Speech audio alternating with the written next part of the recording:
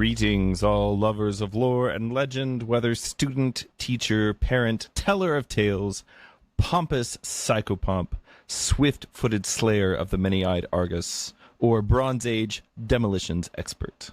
Pompous Psychopomp is the name of my next band. The Great Tales is a podcast about myths and legends from both inside and outside the Christian tradition, and we come to you live twice a month to talk about these great stories that Christians have been reading and passing on for centuries, and sometimes even longer than that.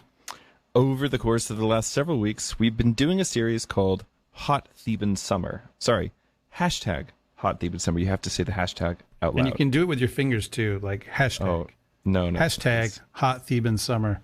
Oh my gosh. Oh, it's taking the joke too far, Father Andrew. I don't know if I can do that.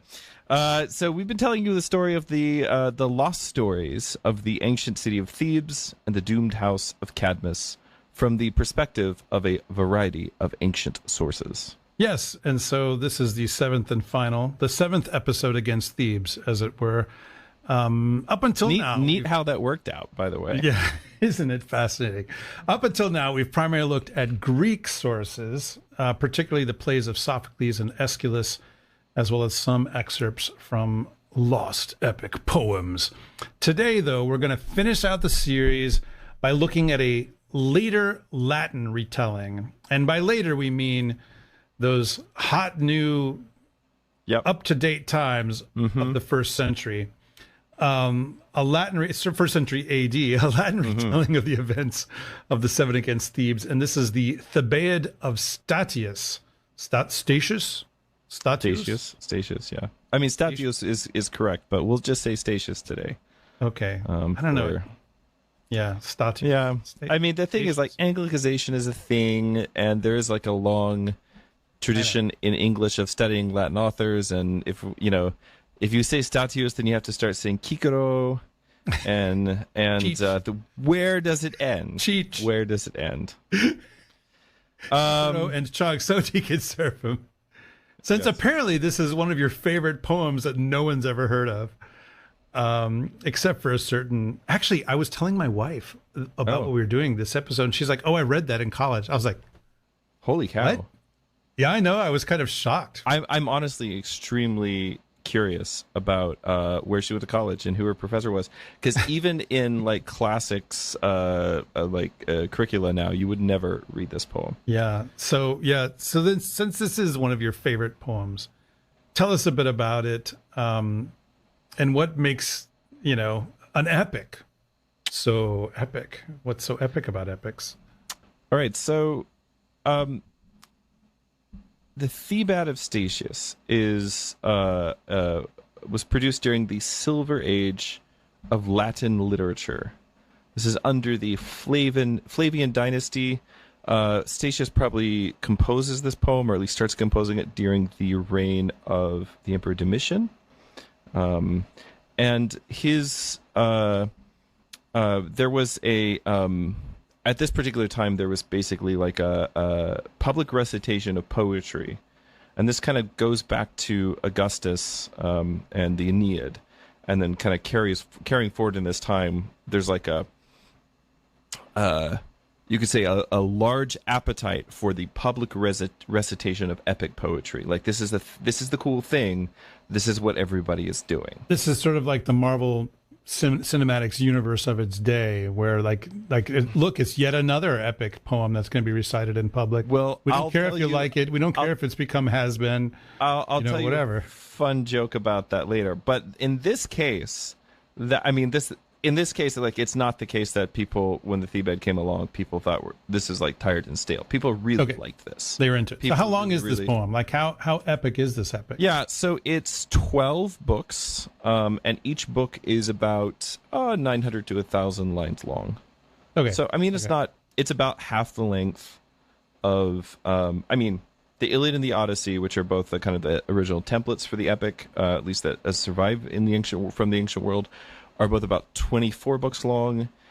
Most of the other poems from the epic cycle are significantly shorter than that. 12 seems to be pretty standard. Some are only 4. The thing that makes an epic is not actually necessarily the length. Sure. But when Statius is writing, although he has read Homer and is familiar with it, his main exemplar is the Aeneid, which is the great Latin epic. And so because the Aeneid is 12 books long, although that's actually because Virgil died halfway through writing it, he was originally going for 24. Because the Aeneid is 12 books long, the Thebaid of Statius is also 12 books long. And so it takes up, if you have little Lieb volumes, which I like. Somebody on Twitter was telling me, oh, the translations are no good. I mean, I get it. I do. But the nice thing about them is that they're very portable. You can stick one of these things in your pocket or in your backpack. And they're bilingual. They're bilingual, so you actually have the original.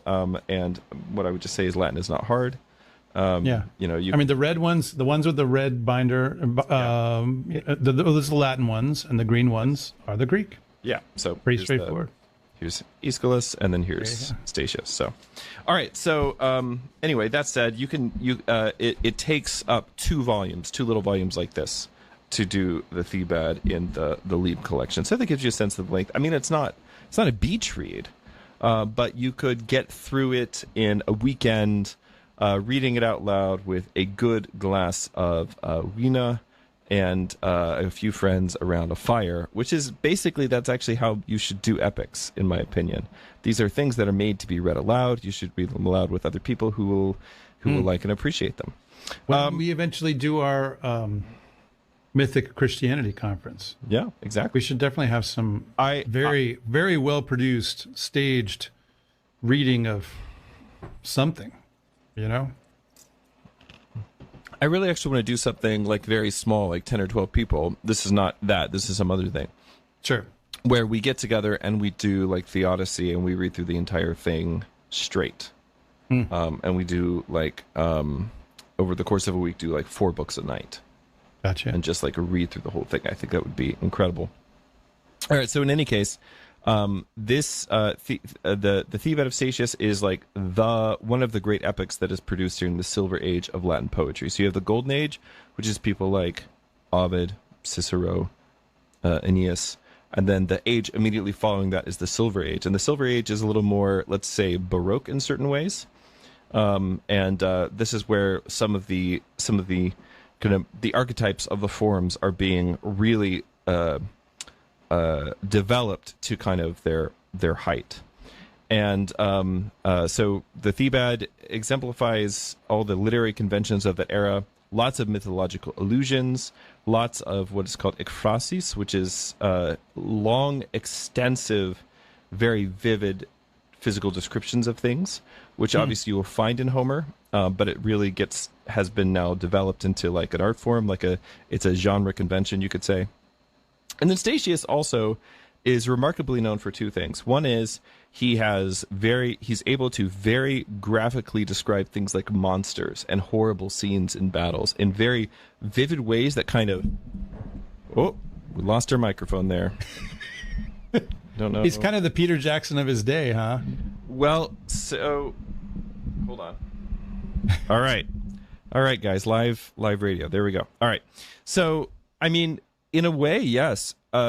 Statius probably is like the origin point for the Romantic movement, like 1700 years later. He's the one that really develops the vocabulary and the language and the kind of the descriptive methods that get picked up in the Middle Ages. So he's one of the most influential poets for medieval Western literature. And then he gets forgotten about, and he gets ignored during the neoclassical revival. Alexander Pope, who we will read a very fun joke from, which you'll probably enjoy, he did not like people like Statius. But then the Romantic movement basically picks up this kind of thing again. So some of the stuff that we'll be actually focusing on reading today, because we're not going to read the whole epic. We're not even going to actually try to summarize the epic for everyone, because it is the story of the 7 against Thebes, which I already handily summarized for everyone 2 weeks ago. So see our previous episode. You see, it's all building to something. So what I want to focus on today are things that our audience, and in particular, hopefully Father Andrew, will find enjoyable. And that is, we're going to read a description of a monster. We're going to read a description of a hellmouth. and we're going to read the description of somebody being struck down by the lightning of the gods, couched in the terminology of an ancient gigantomachy. So this is another podcast about K-pop demon hunters, then, you're saying? Sure. I mean, if that helps get you there.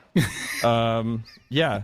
In a way, you could say this is the K-pop demon hunters of the era, if that helps you. Yeah, so the Thebaid has a lot of lasting impact. It's most notably, of course, it is one of the 4 primary influences on Dante when he composes the Divine Comedy. So much so that he makes Statius a character within the comedy itself. And one of the interesting things that he does is he introduces this idea, or perhaps preserves an otherwise lost tradition, that Statius himself was actually a secret Christian during the Domitian persecution. Yeah. And that there are many actually kind of crypto-Christian references in the Thebaid, which we would need like a whole other podcast to explore some of these ideas, but I will give some examples towards the end of the episode. Yeah. I mean, I should say, though, that scholars generally are skeptical about that idea. Yeah, that he was a Christian. It seems unlikely. I'm less skeptical, and I think some of the newer scholarship is a little less skeptical. The thing is that Dante often preserves traditions, like local Italian traditions about people that were like, oh, Dante must have just made this up, and then later on we find evidence that, oh no, this is probably something that he knew about or that had been told to him. And it's actually part of a larger tradition of the way that the church fathers read the poet Virgil, which we'll have to get into more in our Virgil episode. But I will say I am sympathetic. I am sympathetic to this idea, not just because it's pretty or lovely or something like that, but I mean, when I read the Thebaid, it's not difficult for me to imagine that it was actually being written by a Christian, or, you know, that paganism at that particular late stage was already moving so much towards Christianity. So anyway, we'll talk about that. In case people don't know, just to give you dates for our author, he's born about the year 45 AD. You know, of course, I'm a little redundant there. AD 45, and dies 96, the year 96. Yeah. So he's living after the resurrection of Jesus Christ. He was born after the resurrection of Jesus Christ, but actually during the period of the last apostles, you know. Basically contemporary with the apostles. It's not totally unreasonable to think that, you know, he could have heard St. Paul, St. Peter preaching in Italy. I mean, he would have been various points. Much younger, of course. Yeah, of course. But he, you know, he dies. He's just about 51 years of age, so not super old, but yeah. So that he's basically second half of the first century, contemporaneous roughly with the Apostle John, because the Apostle John lives and dies about the same time. Yeah, exactly. Would have been a lot older. Exactly. Yeah. So before we do this, though, I thought it would be fun to introduce a little bit of, let's do a little bit of what I would like to call like listener education, in the same way that over the course of the many Greek dramas that we went through, we introduced the various elements of Greek tragedy. What I want to do today is to say just a little bit about what makes an epic an epic. When we say that something is an epic, we don't actually, in the most technical terms, I realize there's a colloquial way to use these terms. I'm always somebody who believes that terminology tends to be descriptive rather than prescriptive. But when we are talking in like terms of literary criticism or philology, and we say something is an epic, we don't just mean that it's really long, as we talked about. Some epics are relatively short, and we don't even mean that it is, has this massive scope. Actually, for instance, the Iliad doesn't have a huge scope in terms of the amount of time that passes. The whole thing happens over the course of like 10 days on like 2 square miles of ground, outside of the city of Troy, right? So in that sense, it's not like, it's not like Lord of the Rings where they walk basically across Europe or something like that. So what do we mean by an epic? Well, Alexander Pope, who somebody I don't always love, but he did have a certain kind of sense of humor. he once published, very cynically, because Pope lived in the neoclassical period when people were basically trying to basically take the classical formulae of the epic and write modern epics in that same style, and many of them were quite bad. Some of them are okay, but many of them were quite bad. You know, my late friend, Professor John Cunningham, whom we had nicknamed Lord Cleverbacon, since his surname was Cunningham. Sure. Yeah. He was a professor of English literature at what was then called Hollins College and now is Hollins University in Virginia. He used to say he was a scholar of a lot of stuff from this period, but he used to say that he was not going to be held responsible for anything written after the death of Alexander Pope. Yeah, that was fair. sort of his endpoint for literature. And after that, well, you know, he might read it, but he's not responsible for it in any way. So it's an interesting kind of, when I think of Alexander Pope, that's how I always think of him. He's sort of this marker in time, you know? So Pope is kind of at least partially responsible for the neoclassical fad. He published a translation of the Iliad in heroic couplets, which for a long time was the only one anybody ever read. He also published a translation of the Odyssey, which he probably did not actually do himself. He probably got a lot of other people to do the work for him and then published it under his name. The Odyssey translation is kind of rubbish, but the Iliad one's pretty good. All right, so in a magazine, Alexander Pope published what he called the recipe to make an epic poem, which I am now going to read to you in my most droll Alexander Popian British accent. Take out of any old poem. Sorry, I have to have a brandy snifter in my hand when I say. Take out of any old poem those parts of a story which afford most scope for long descriptions. Put these pieces together and throw all the adventures you fancy into one tale. Then take a hero you may choose for the sound of his name and put him into the midst of these adventures. There let him work for 12 books, at the end of which you may take him out ready, prepared to conquer or to marry, it being necessary that the conclusion of an epic poem be fortunate. For a battle, pick a large quantity of images and descriptions from Homer's Iliad, with a spice or two of Virgil. And if there remains any overplus, you may lay them by for a skirmish. Season it well with similes, and it will make an excellent battle. So, this is sort of his way of saying that he was, in fact, really tired of people trying to imitate the classical epic style. But that's all that to say. I mean, I've always just thought that his recipe was kind of funny. But that's all that to say that there are certain things that do make an epic. You could say like certain ingredients, and people very consciously in the ancient world put these together. And the thing that you're looking for in an epic poem is to see how well the elements are put together, and that's sort of the thing you judge it by. So just very quickly, first is subject matter and scope. Epics are about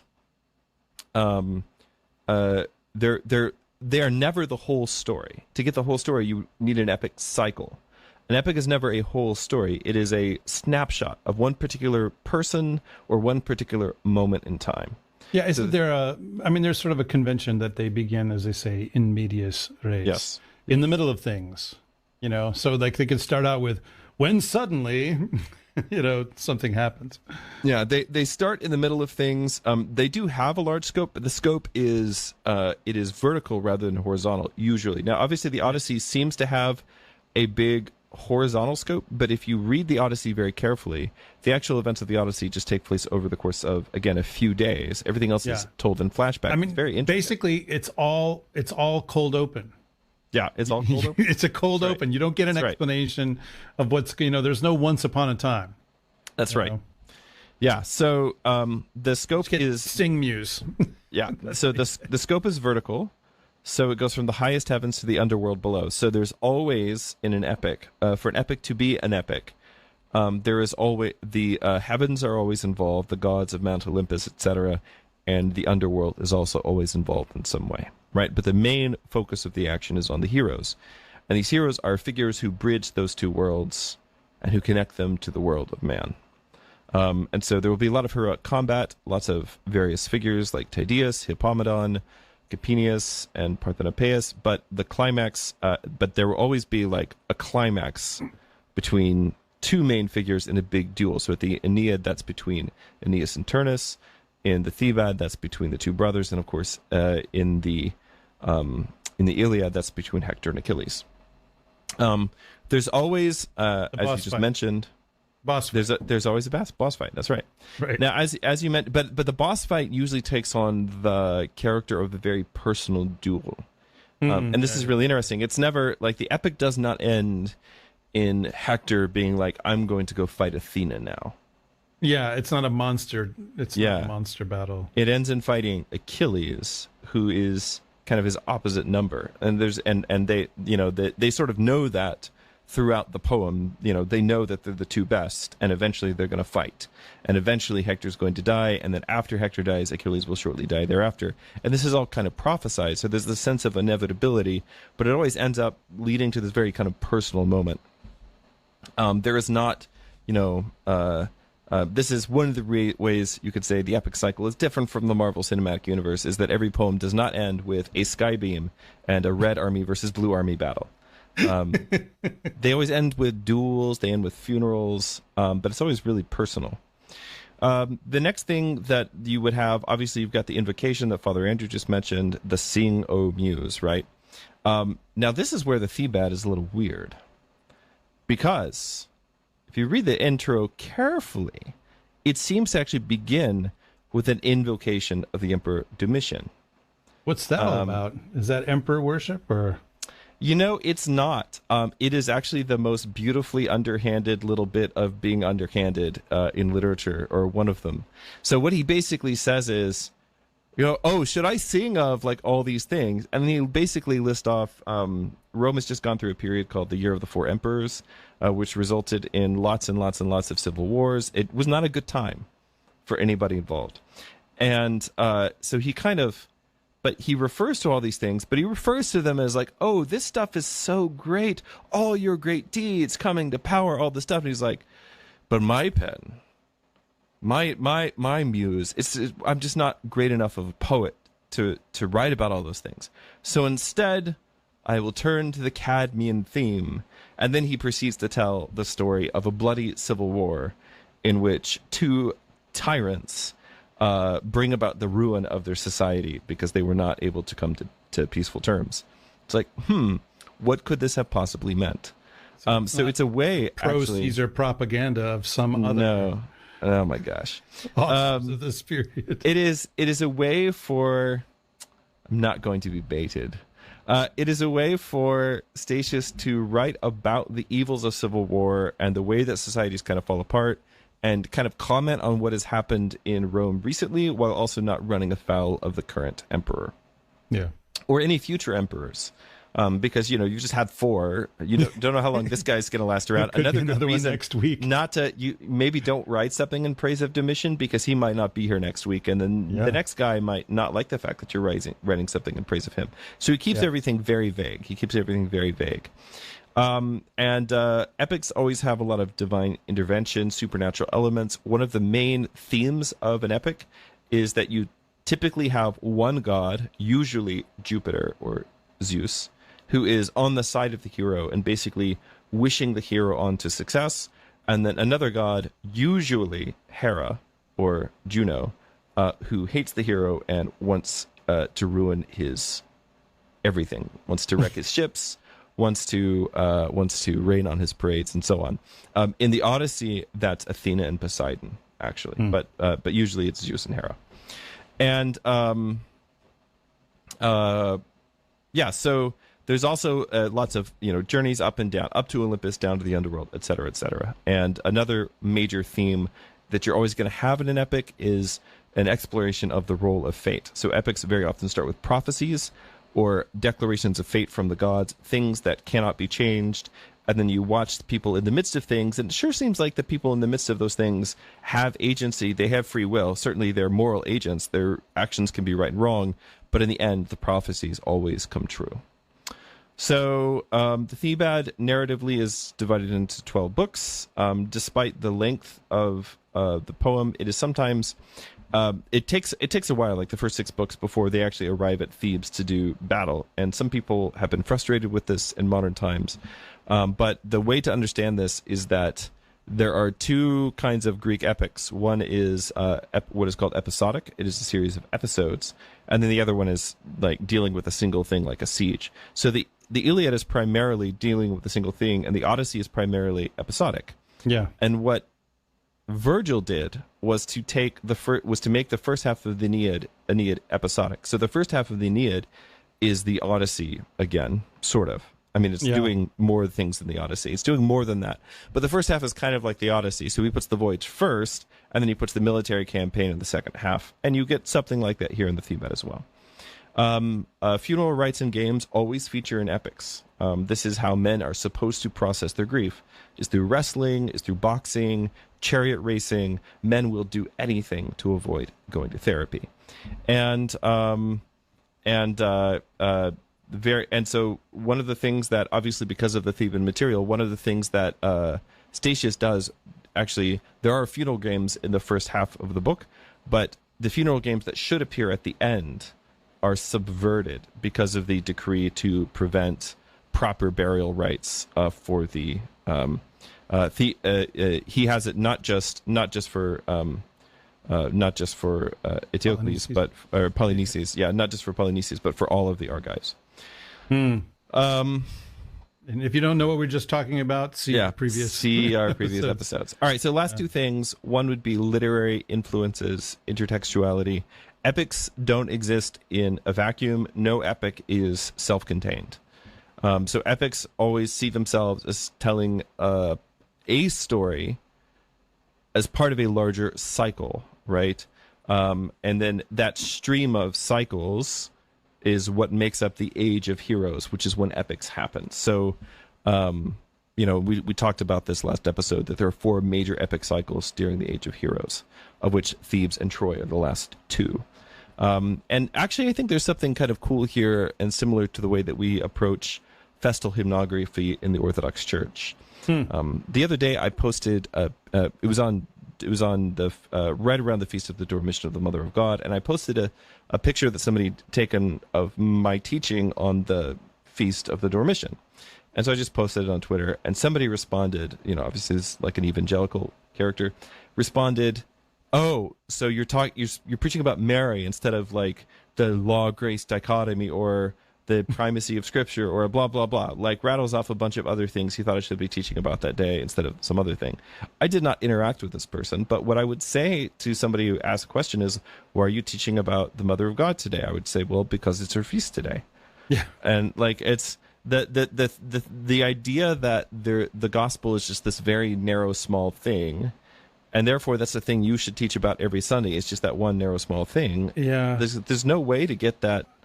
There's just no way to get the whole story of salvation into that same lesson. I think that, this is a very kind of modern desire, right? That the gospel should be simple, that Christianity should be simple, and so forth. And the thing that I think about that is that, number one, of course, Christianity does not come out of an era that would ever think that way.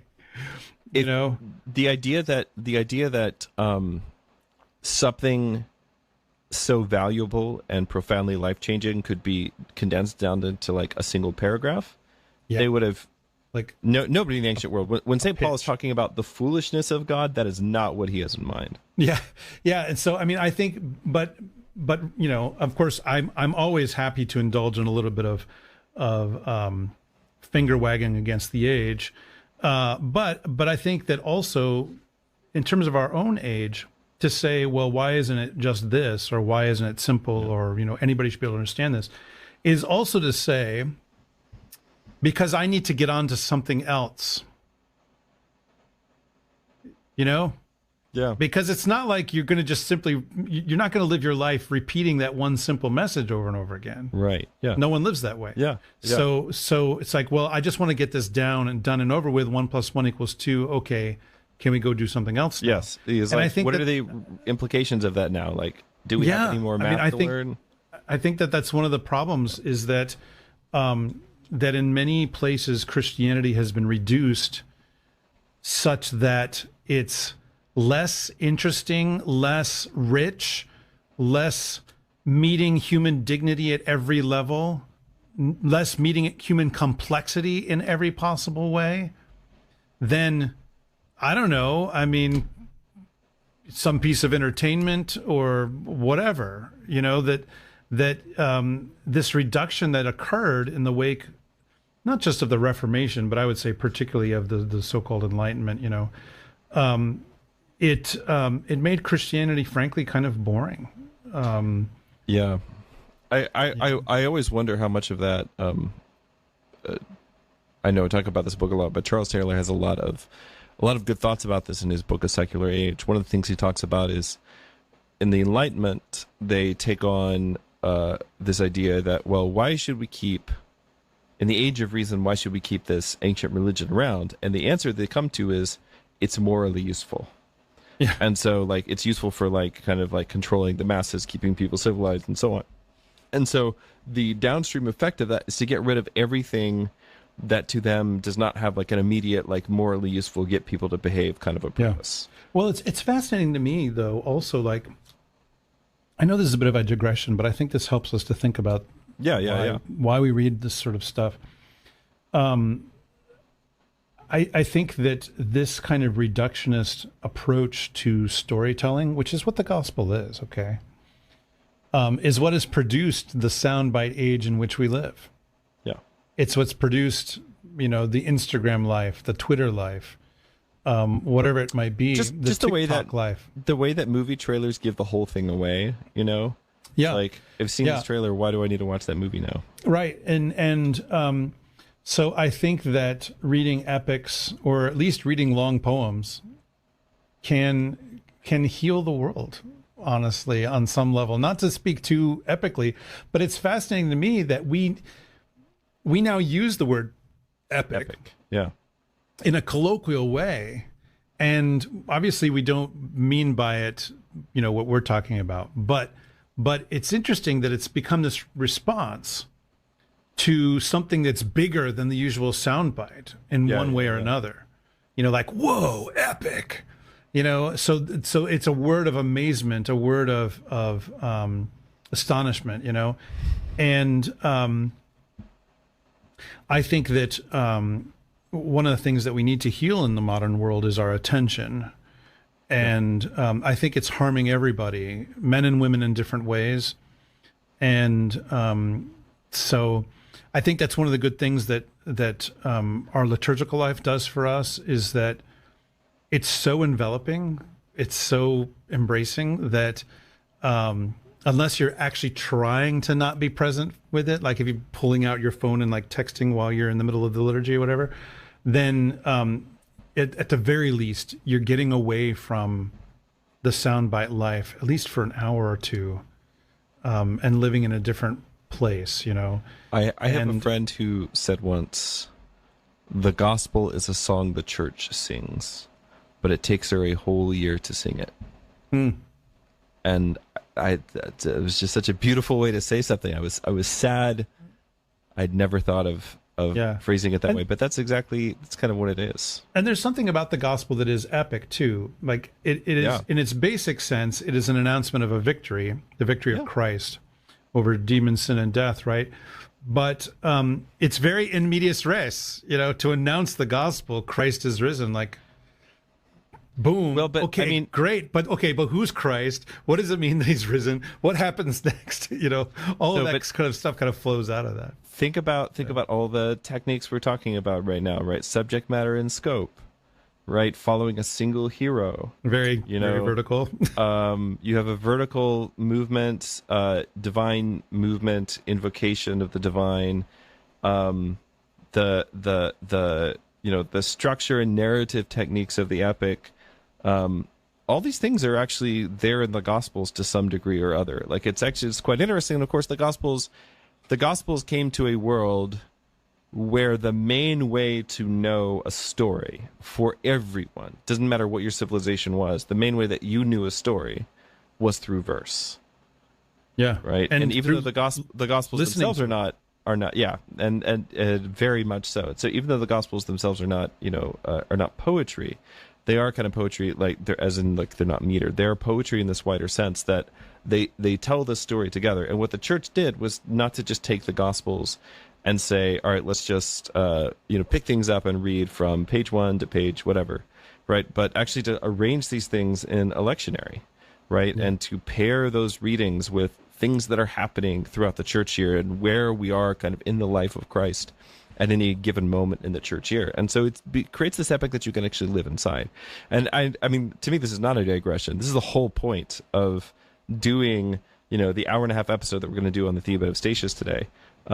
It is, the thing is that you need to read things like this so that you can get the attention span, so that you can grow and cultivate the attention span to actually appreciate the services of the church. And if your response to that is, no, I'm good, I'm just going to go to the services, cool. We'll see you later. See you in church. I mean, that's cool. But I would also say, like, I think attention span, we need attention span for our relationships. Frankly, whether it's friendships or marriage, particularly marriage, you're going to need a good attention span for marriage. Oh yeah.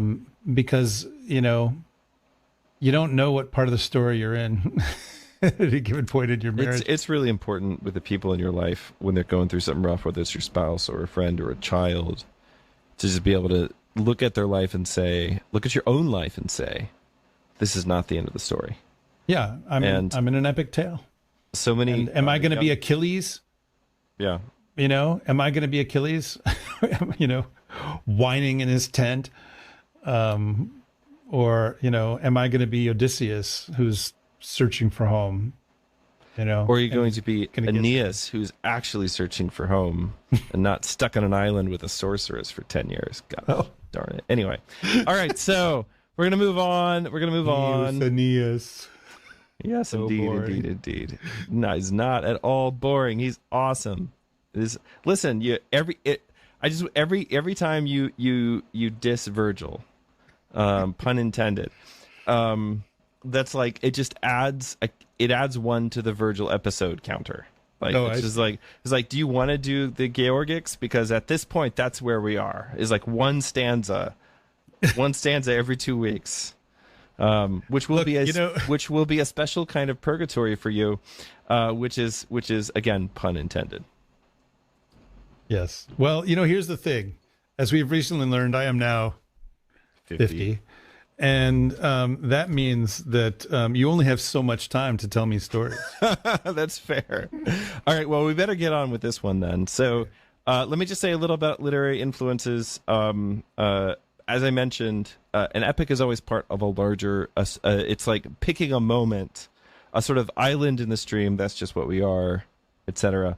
But like picking a moment in the stream of the larger cycle of the Age of Heroes. And Statius is very well read in earlier poets, including people like Ovid, Lucan, Seneca, Valerius Flaccus, and of course Homer. There's a lot of Homeric influence, but of course his greatest influence is the Aeneid of Virgil, and in fact he will begin and end his poem with an invocation of Virgil and a reassurance to the reader that he is not trying to excel Virgil. He's not trying to set himself up as better than the great master, but he hopes that his poem will walk in the footsteps of a greater work and come in a distant second. So, style and language. One of the most important features of epics, and especially Statius, because he's very good at this, is the use of what I referred to earlier as ekphrasis, which is vivid descriptions of people, places, and events, and of course the epic simile. Statius is really good at ekphrasis. By the way, I'm going to read a little bit from Socrates discussing ekphrasis here, because again, I think it's a nice. It's just I think it's a very pretty explanation for obvious reasons. So he's this is in the Phaedrus. By the way, if you haven't read any of Plato's Socratic dialogues, essentially the way that you need to imagine it is that there's a citizen of Athens walking along with like a working understanding of the world, perfectly happy, and then Socrates ambushes this person and completely destroys their worldview, Ben Shapiro style.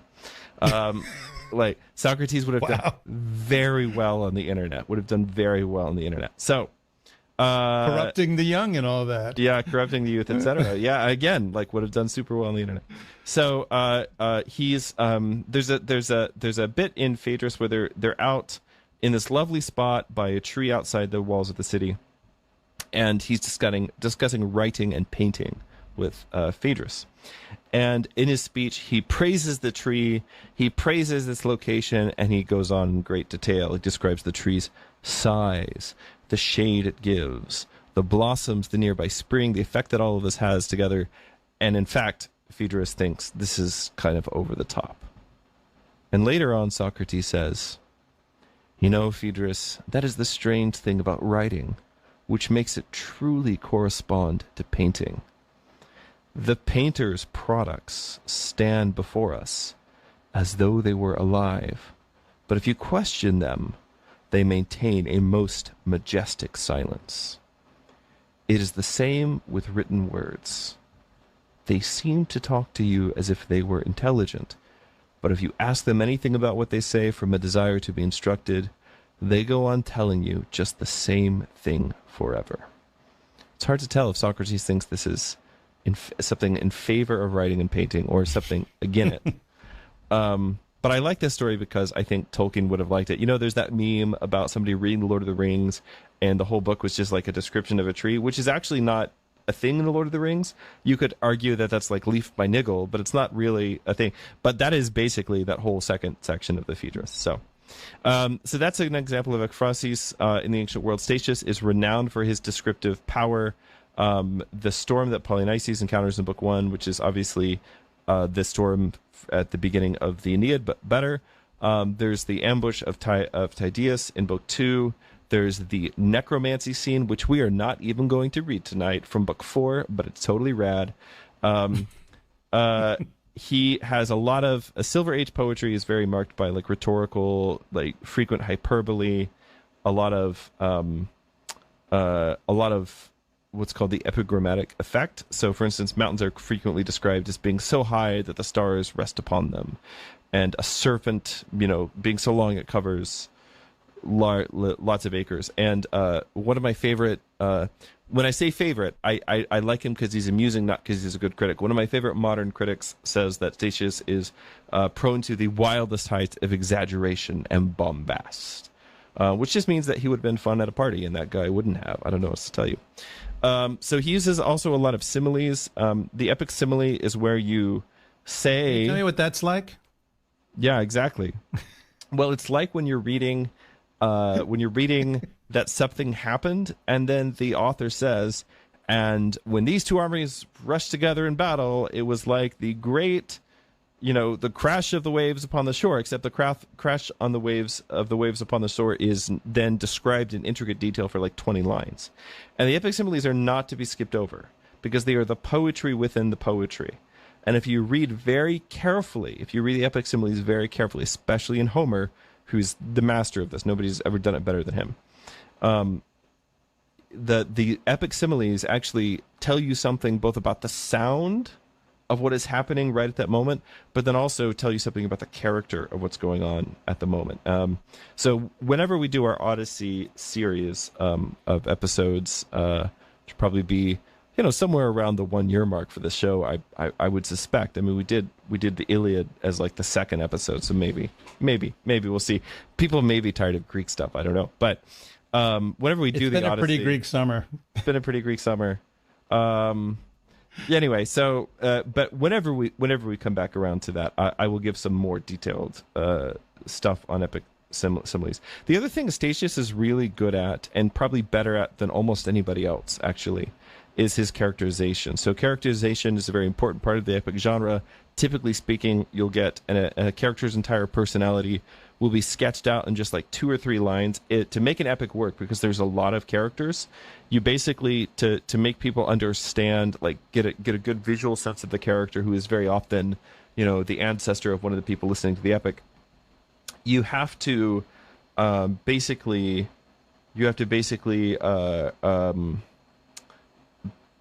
give a really vivid description within 2 or 3 lines that will then stick in the listener's mind. And so this is something that you can get in. Good filmmaking actually has to do this as well. You don't have like, to me, like the best movies, some of my favorite Westerns, for instance, within like the first 2 or 3 lines of dialogue, the first example, I mean, the reason that the Han shot first thing, to use Star Wars as an example for a moment, the reason the whole Han shot first controversy was a controversy is because people always, like, to them, the idea that Han Solo had preemptively shot Greedo was, like, this is, like, everything you need to know about this character and who you're working with kind of summed up in the single, like, 2-second moment in the movie. He's a scoundrel. Everywhere he goes from there is character development, right? And so this kind of characterization is really important in an epic. I mean, it's important in all storytelling, but there are some kinds of stories that use basically like stock characters, and so you don't need to do characterization as much. And one of the wonderful things about Statius is that he is capable of great delicacy when it comes to characterization, more so than any other Silver Age poet. So he has this tenderness. His characters are capable of being monstrous, but they're also capable of great piety. Lots of his portrayal of kind of the weaker or more feminine characters in the story, like Argia or Hypsipyle or Antigone, his attention to things like mother-son relationships, his descriptions of children are all considered to be kind of some of the best in the genre. So anyway, those are some things that are important in an epic, and it's part of what makes an epic an epic. And the next time we do an epic, I'll tell you about a few more of them. But for now, let's get into the Thebaid of Statius. So I brought, for the pleasure of your earballs tonight, I have brought I don't know. Is that some slang that you young kids? It actually kind of is. Really sorry to say. I'm going to play my Gen X card again here. So I have three passages that we're going to read tonight. The first is, and they're neither of them are short, but they're also not super long. But what we're going to be doing first will be Oedipus's prayer and the flight of Tisiphone. Tisiphone is the Fury. We've already introduced the Furies. She's the Fury who particularly punishes people who are impious against their parents. Then the next one that we'll be doing will be Mercury's descent to the underworld to retrieve the ghost of Laius, Oedipus's father, who gets involved in all of this stuff. And then finally, we will read the story of the death of Capenius through the kind of seeing it through the lens as the way that Statius interprets it, which is as a kind of gigantomachy. So I think these will be 3 fun passages, and maybe we'll save the necromancy for like a very special Halloween episode or something sometime in the future. All right. So I'm just making all these promises, which I have no idea what we'll actually be doing in a few weeks. But yeah. All right. So Father Andrew, would you like to begin? Yes. This is Oedipus's prayer here at the beginning. Yeah. Now I bend to the lyre to recall the war gear of Aeonia, and the deadly scepter borne by the twin tyrants, no bounds to wrath after death, nor rebel flames of the pyre, nor kingly burials without mounds, nor towns worn down by death's in turn, when blue Dirce blushed with Lernaean blood, and Thetis shuddered, used to drawing dry banks, at Ismenus rising with a huge heap. Which hero first, Clio, wilt thou give? Tydeus, excessive in rage, or the chasm of the laurel-crowned prophet? And storming Hippomedon with slaughter driving back the foe stream, and war to be wept of the bold Arcadian, and Capenanus sung with other dread? Now Oedipus, probing with impious hand his eyes accursed, had drowned in endless night the shame doomed, and dragged his soul through torment of long death, he giving way to dark and deep recess of his dwelling, keeping hearths unseen by the bright sky and rays still hemmed about by beating wings of cruel day, and in his breast the furies of his crimes. Then he lifts to the sky his hollow eye, scourge of his life, beats the bare ground with blood-stained hands, and cries with a savage voice, "Gods who rule guilty souls and bind Tartarus with pains, and thou Stygian flood with darksome depth, whom I behold, wishing thou wouldst call me. Grant it to Siphone, make crooked vows thrive. If I earned aught well, if me falling from my mother that didst hold in thy lap and with pierced feet did steady, if, when I might have lived content with false Polybus, I sought out the Curaean pools beneath the forked ridge, if I ensnared the long-lived king in narrow Phocis and hewed the trembling face of the old man while I sought my sire, if the riddles of the spiteful Sphinx I crafty unwound with thee guiding, if I rejoiced in madness sweet and in my mother's lamentable bed, and often endured that unspeakable night, and gave to thee children, prepared them, thou knowest. Then eager for doom, I pressed down upon yielding fingers, and left my eyes upon my hapless mother. Hear me, if I ask what thou wouldst grant to a madman, sightless, and robbed of kingdom, not ruling nor bending by words those I begot of whatever bed. Lo, these proud ones, O grief, long since kings at my death, mock the dark shadows and hate their father's groans. Shall I be hateful to these too? The slothful father Jupiter sees this? Thou at least, rightful avenger, come hither, and take in hand to punish all my seed. Put on the diadem wet with gore, which I snatched with bloody claws, and stirred by my father's vows go amidst my sons. Let the kindred bonds be burst with iron. Grant me, queen of the hellish pit, to behold the foul deed I crave. The minds of the youths will not lag, only come worthy, and thou shalt know my pledges. So he spoke. The cruel goddess turned her stern looks. By chance she sat beside Cocytus, her hair loose on her head, snakes licking the sulphur streams. It's a creepy image. At once she leapt from the dark banks, swifter than Jove's fire, slipping stars. The ghostly crowd gives way and dreads to meet their queen. She seeks through shades the Tenarian gate, the unreturning threshold. Day felt her nigh, night with pitchy cloud troubled her shining steeds. Far off high Atlas shuddered, and loosed the sky from unsteady neck. Atlas shrugged, huh? She at once, rising from Malaya's vale, took the known road to Thebes. No path is swifter she takes, nor loves kindred Tartarus better. 100 writhing snakes shadowed her face, a lesser swarm of the dread head. Within eyes thrust forth an iron light, as Phoebe's orb reddens through clouds by Thessalian craft.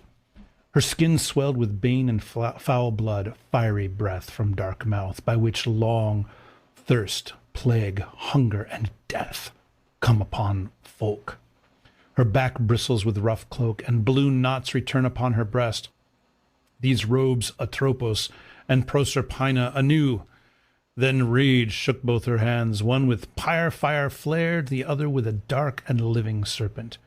When she stood where Kithaeron broke and touched the sky, she doubled wild hissing with green hair, a sign for earth whence all Achaean shore and Pelops' realm rang back.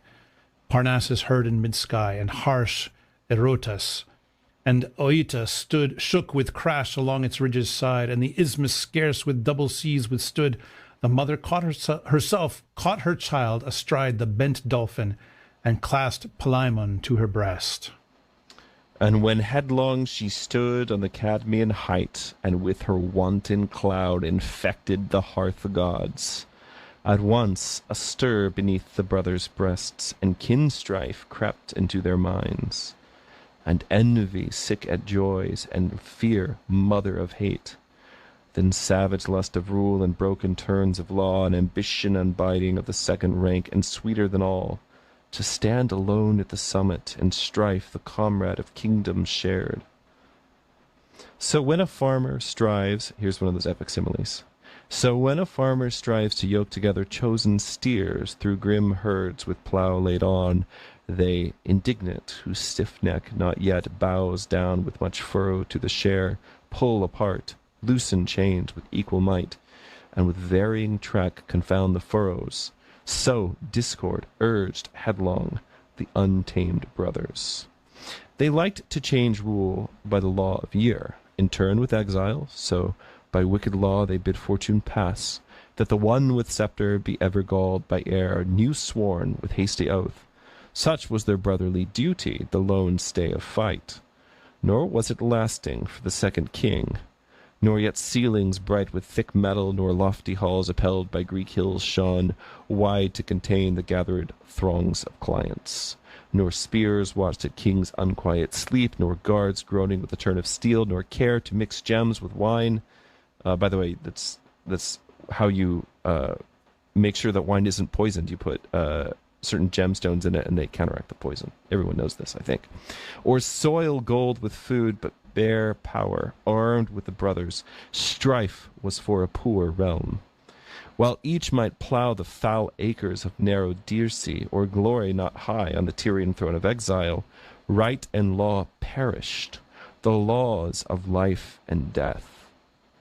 Alas, you wretches, whither do you drive your wrath? What if by such crying you sought out both bounds of the sky, that which the sun beholds when sent from eastern hinge, that which the Iberian gate looks upon as he sinks, and far lands he touches with a slant star straying from his path, whether chilled by Boreas or warmed by damp hot Notus? What if Phrygian and Tyrian riches were gathered into one? Dire places and cursed strongholds sufficed for your hate, and monstrous hatreds bought the seat of Oedipus. Okay, so for all the kids at home who've never read this before and might be struggling to figure out which part of our tales of woe that we've been discussing for the last, now this is the 7th episode, what exactly is going on in this bit? I mean, we get Oedipus praying. So this what is this about? This is basically the moment right at the end of Oedipus at Colonus, before Oedipus dies, and he curses his sons. So that's the moment that we're in. Yeah. And what we get is, again, it's an epic, so we have a lot of time for the poetry. You'll notice people who are following along with the previous episodes will notice that Greek drama is actually very short, it's very pithy, it's very kind of like, kind of short and to the point mostly, unless we're describing shields, and then we need a lot of time for that. Don't judge us. We like shields, okay? It's like with the epic, what you can do is you can take these moments from a story that everybody already knows, and because everybody already knows the story, you don't have to spend a lot of time explaining what's happening. You can instead do these big set pieces, like these big set pieces of poetry. And you will notice, and we did not stop to explain any of the allusions, but if you could see my notes, you would see that every line essentially is heavily annotated. Like, so I'll just give some examples. It refers frequently to like blue Dirce or Dirce's veil. Dirce is the Theban spring when the Lernaean Hydra was killed. The blood of the Hydra was mingled in its waters, and it sprung up as this. So it's one of the rivers of the city of Thebes. You have also Ismenus, which is the main river of the city of Thebes, flooding with corpses. This is the idea of Ismenus rising with a huge heap. It's all these different things, right? So it's actually. I have to say, by the way, I just have to tell you. So a couple of weekends ago, this is going to seem, I don't know, but anyway, a couple of weekends ago, I was visiting San Diego. and I was serving at a Greek church there. And this parish had many people of Greek background in it, as many Greek churches in the U.S. do. But there were a number of very, very Greek names amongst the people that I communed, including an Ismene. Oh, that's very nice. This young woman steps up and she says, Ismene. And I was just like, huh? I don't think I've met one of you before. Pretty awesome. I was really struck by it. I have met an Antigone, in Antigone. Years ago, actually, I buried one, an elderly lady with this name. But yeah, so there was this young woman named Ismene. That's awesome. Yeah. Anyway, I just had to point that out because, the fragment that we just read, which is about 100 lines from book 1, begins with the poet talking. So it's actually Statius talking. He's saying, "Now I will bend to the lyre to recall the warrior gear of Aeonia, the deadly scepter borne by the twin tyrants. No bounds to wrath after death, nor rebel flames of the pyre." He's just referring to all the things that we should already know from the Theban cycle. And then he says, where should I start? Should I start with Thetis? Should I start with the river choked with gore and bodies? Should I talk with Clio or Tydeus? Which hero first, Clio? Clio is the muse of epic poetry. Which hero first, Clio, wilt thou give? Tydeus, excessive in rage. The chasm of the laurel crowned prophet, which refers to Amphiaraus, who we talked about last episode. He's not actually killed in the battle in the Thebaid. He is swallowed up in the earth because he's like he's the one that the gods love, and so they don't allow him to die in a shameful way. So the earth swallows him up and he goes down into Hades, alive, one might say. Sort of Sons of Korah-esque. There is do I talk about storing Hippomedon? What about Capaneus? Like, who do I... Oh my gosh, this keeps happening. We're going to have to figure out what's going on here. I'm really sorry. So we're going to have to figure out who we're going to... My microphone is about to go down into Hades alive. So we're going to... Like, who do I start with? And he says, let's start with Oedipus. And this is Oedipus when he's probing with impious hands, his eyes accursed. So he's already pulled them out in this. Yep. And he's got them pulled them out and put them on his wife's body after she, it's all pretty super grim. Gross. And he gives this.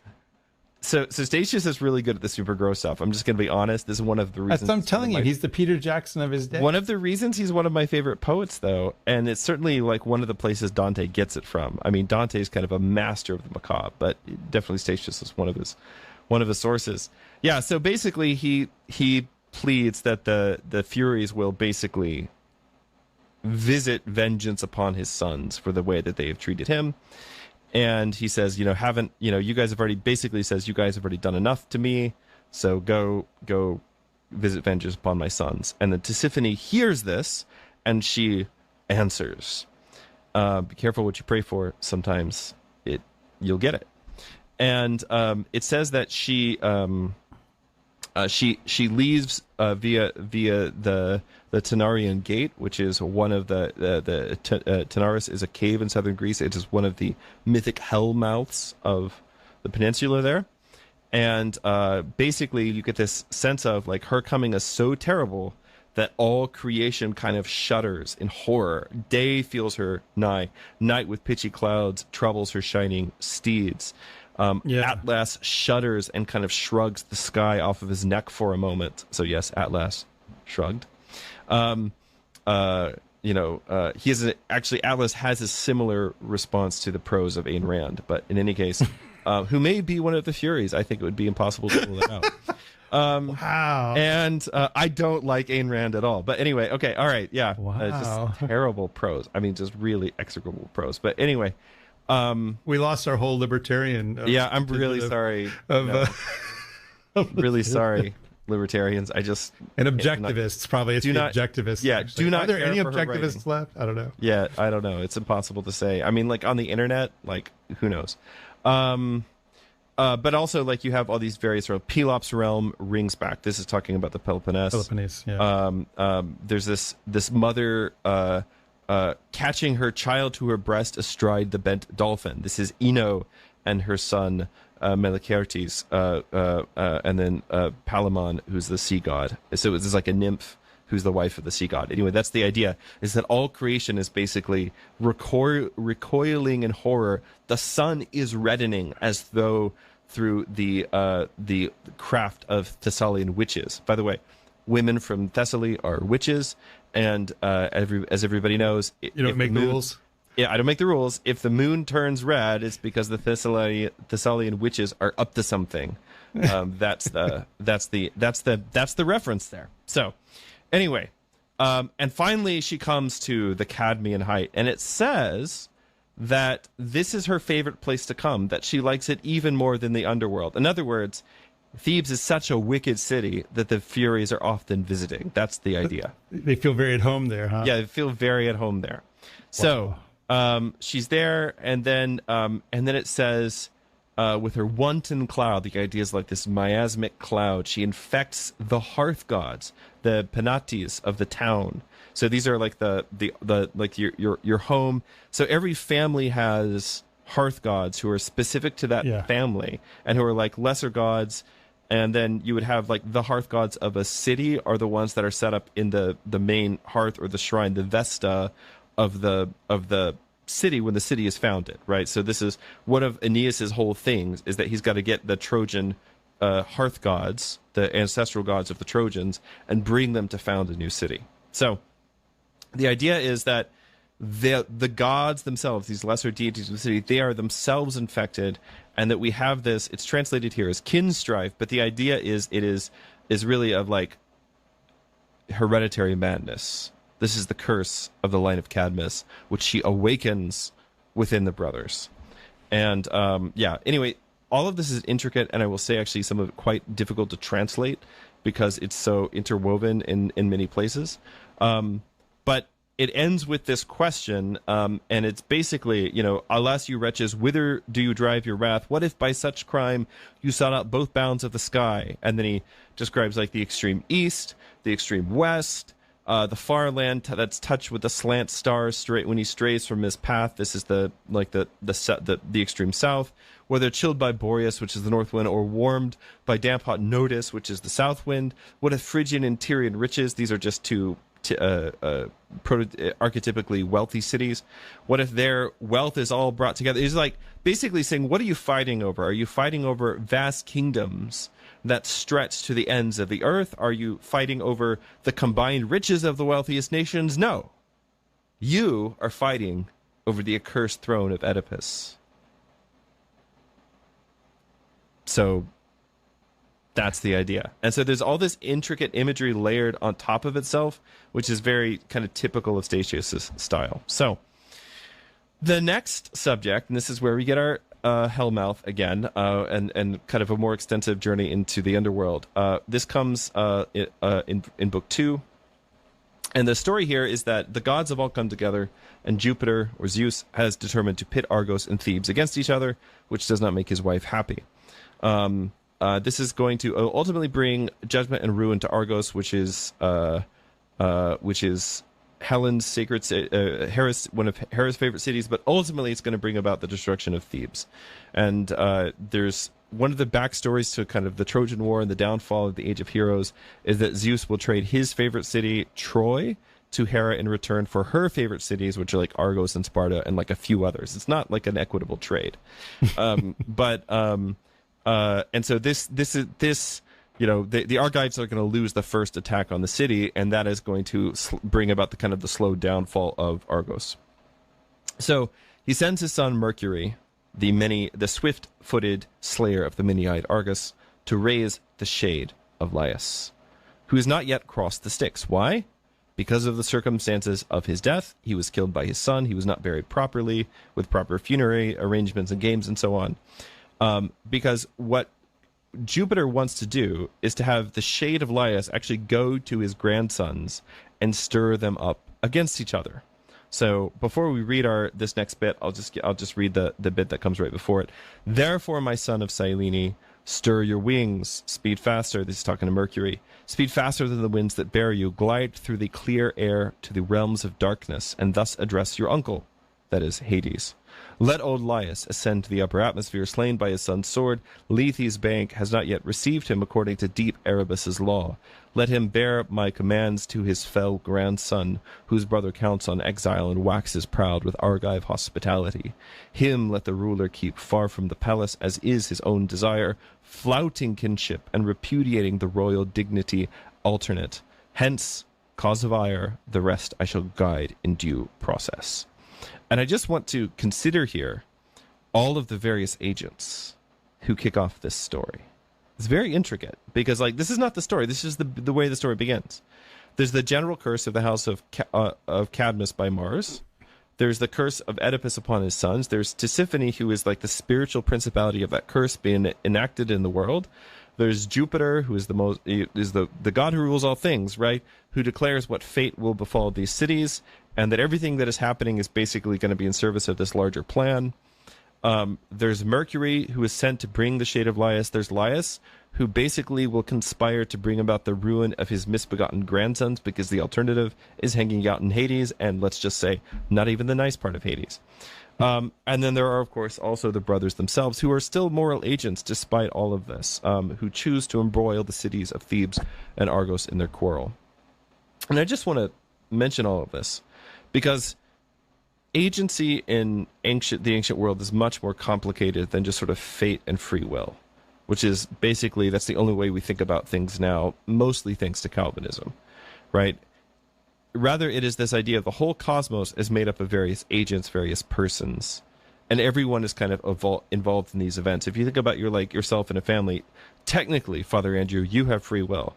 But if I say to you, hey, let's go out Tuesday night, well, there's actually technically, yeah, we could do that. But to really do it, we'd both have to go talk to our wives, and there would be other family considerations. And because we live a long way from each other, we'd have to travel. And then there would have to be all these other people involved in the process of like flying an airplane to bring me to Pennsylvania. And, someone has to pick me up in a car. And so to actually exercise my free will involves literally millions of other people sometimes. Yeah. Well, and I think this is one of the things that lies behind some of our modern ailments too, which is that we have this idea that we as persons are kind of self-contained, and the naked Cartesian soul, right? That your soul basically is this sort of like this sphere or something, I don't know, inside your shell of a body, and whereas pre-modern people saw human beings as much more kind of porous. You're being affected and influenced all the time, and the weird irony, the sad, tragic irony of this for us now is that we still conceive of ourselves in that way. And so we're often asking this question of like, well, who exactly am I? What is my identity? And so forth. And yet the answers that we give to those questions, and then the way that we live, is this incredible array of impingements, right? So what is someone's identity? And they'll list off a whole series of adjectives, and none of those things really defines the person, but it's, like the most extreme version of this is what they call intersectionality, right? Yeah. All these things kind of stuck together. And whereas I think it's probably better to think of human beings more like currents, within an ocean. I think that's a more appropriate image in terms of the human person, or winds, I don't know, but something with a lot more fluidity to it, frankly. And by that, I don't mean the fluidity that is being sort of embraced by a lot of this kind of, frankly, anti-human stuff that's at work in the culture right now. That's not what I mean. I mean that the human person can be acted upon. And, so like, taking in all the media that we like to, if someone is listening to our voices right now, you and I are acting upon them. Yes, at a distance, right? Which is basically magic. Yeah, right. Exactly. So what I try to encourage people to do is just, again, go back to like thinking about like all the things that would have to happen in your family or like in your parish to get something done. Like, let's replace the carpet in the parish hall. Let's, okay, what's the process that has to happen there? And then understand that the spiritual world is also like that. Hopefully a little more efficient than... Yeah, not so many committees. Yeah, not so many committees. But we get a good example here where you could be like, well, who's the main actor here? Is it Jupiter, who's declared something as fate? Is it Oedipus, who's cursed his sons? Is it the spiritual principalities who are kind of enacting all of this? Is it the sons themselves who are acting as moral agents? And the answer is yes, it's all of those things. It's all of those things. Yeah. All right, so why don't you start this next section? All right. Yes. Meanwhile, the winged one, Maia's son, through cold shadows, bearing the orders of Jove the Great, makes return. Everywhere sluggish clouds forbid his path, and the torpid air entangles him. No zephyr snatched his stride, but foul the still breath of the silent sky. Then Styx, flowing ninefold through the fields. On one side, on the other, fires of torrents block the ways. Behind the old man Laius' shade comes trembling, still slowed by wound, for the impious sword, passing too deep, poured out his life with kindred strokes. And he first endured the wrath of the Furies. Yet he goes, and with healing staff he props his steps. Then barren groves and fields possessed by shades, and the rust-red wood astound, and earth herself marvels that she lay open backward, though envy's dark rot failed not the dead, though lacking light of eye. One shade stood out before the rest, his leftward will, always, and toward the gods, hence his heavy fate, rejoicing to insult ill fortune and sicken at joys. He spoke, "Go, happy one, whomever thou art called to serve, whether Jove's command or a greater fury drives thee against the day, or a Thessalian priestess bids thee, raging, leave the hidden tomb. Alas, thou shalt behold once more the sweet skies, and the sun left behind, and the green earth, and rivers pure from fountains, yet sadder again to enter these shades.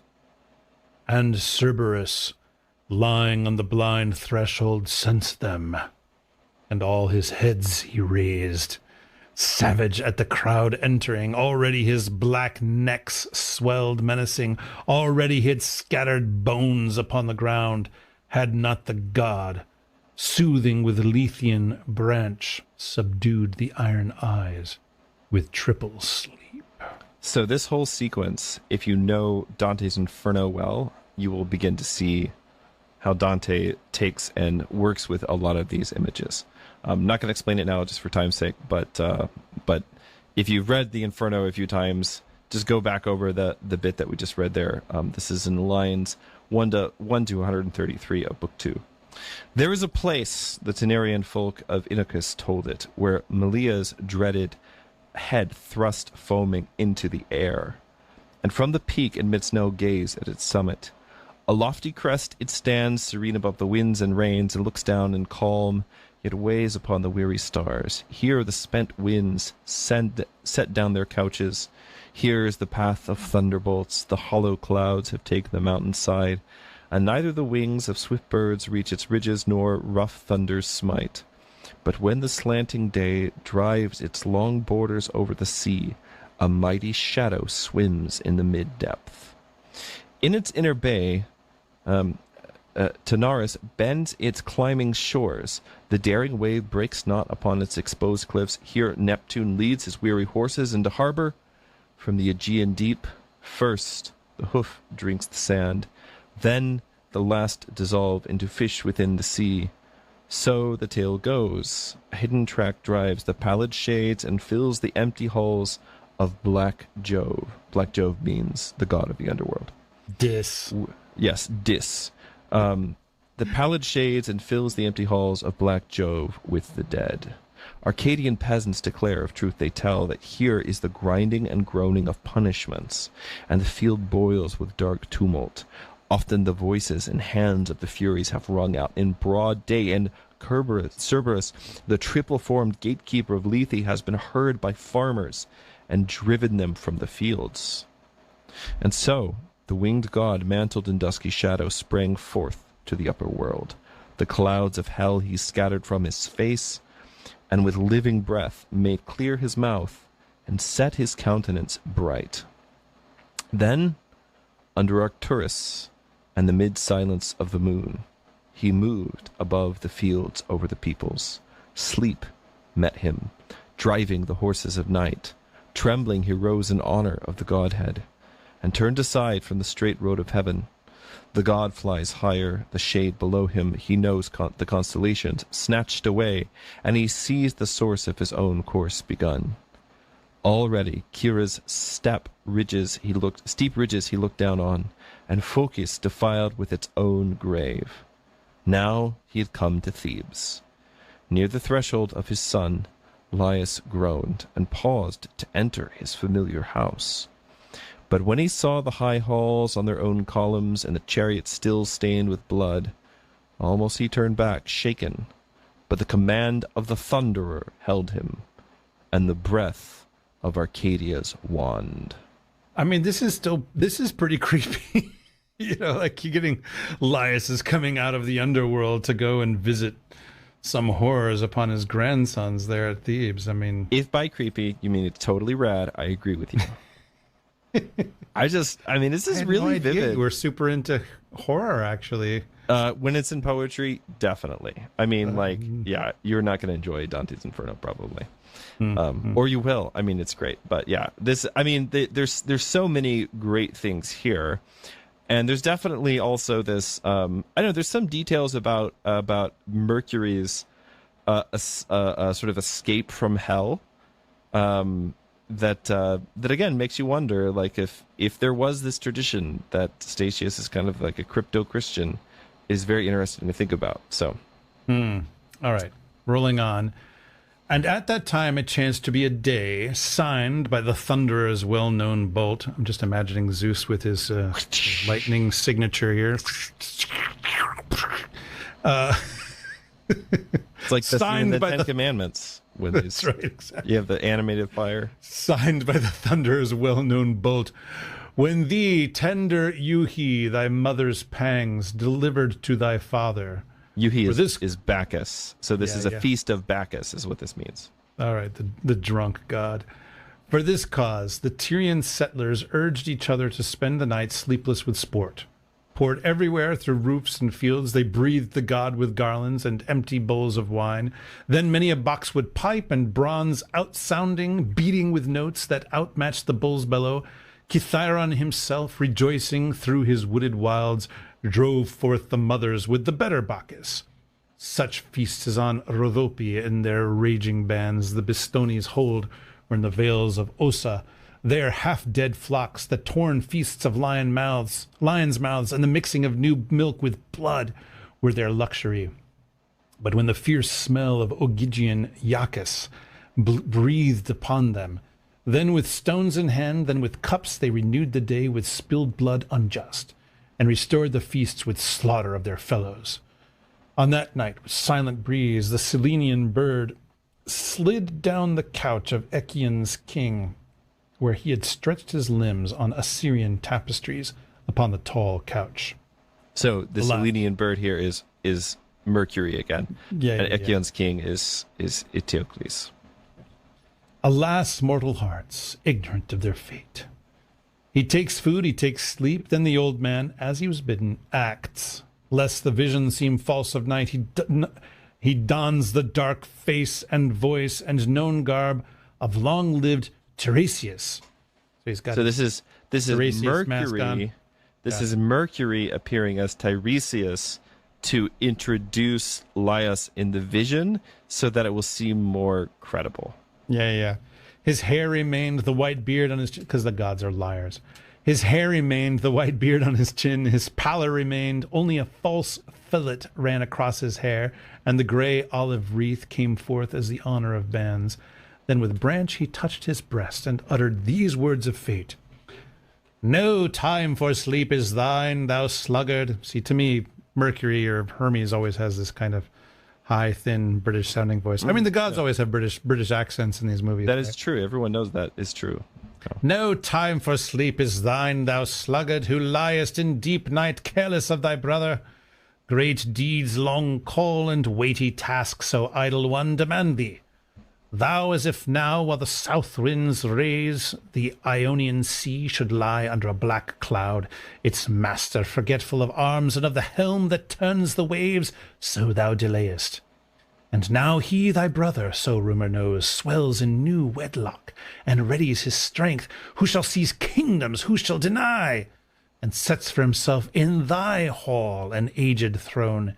His father-in-law, Adrastus, lifted by fatal omen, and dowried Argos give him courage, nor less Tydeus, stained with brothers' blood, finds welcome and is bound in the bonds of life. Hence his pride, and long exile is promised thee, but I, the Father of gods himself, pitying thee, sends me from on high. Keep Thebes, and drive forth thy brother, blind with the lust of rule, daring to seek the same. No longer allow him, hungry for a brother's death, to trust his plots, or to bring Mycenae under Cadmus' mistress. So he spoke, and departing, for now the pale stars were troubled by the horses of light, he tore the branch and fillet from his brow, confessing the grandsire, and lay on the couch of his dread grandson. At once he laid bare the throat, gaping for slaughter, and drenched his sleep with a streaming wound. His rest was broken, he raised his limbs, and from the bed was torn, full of monsters. Shaking off the false blood, at once he shuddered, seeking his grandsire and his brother. As when a tigress, hearing the murmur of hunters, shudders at her spotted hide and shakes off sluggish sleep, she thirsts for war, loosens her jaws, tempers her claws, then rushes upon the ranks, and to her bloody cubs bears in her mouth a man still breathing.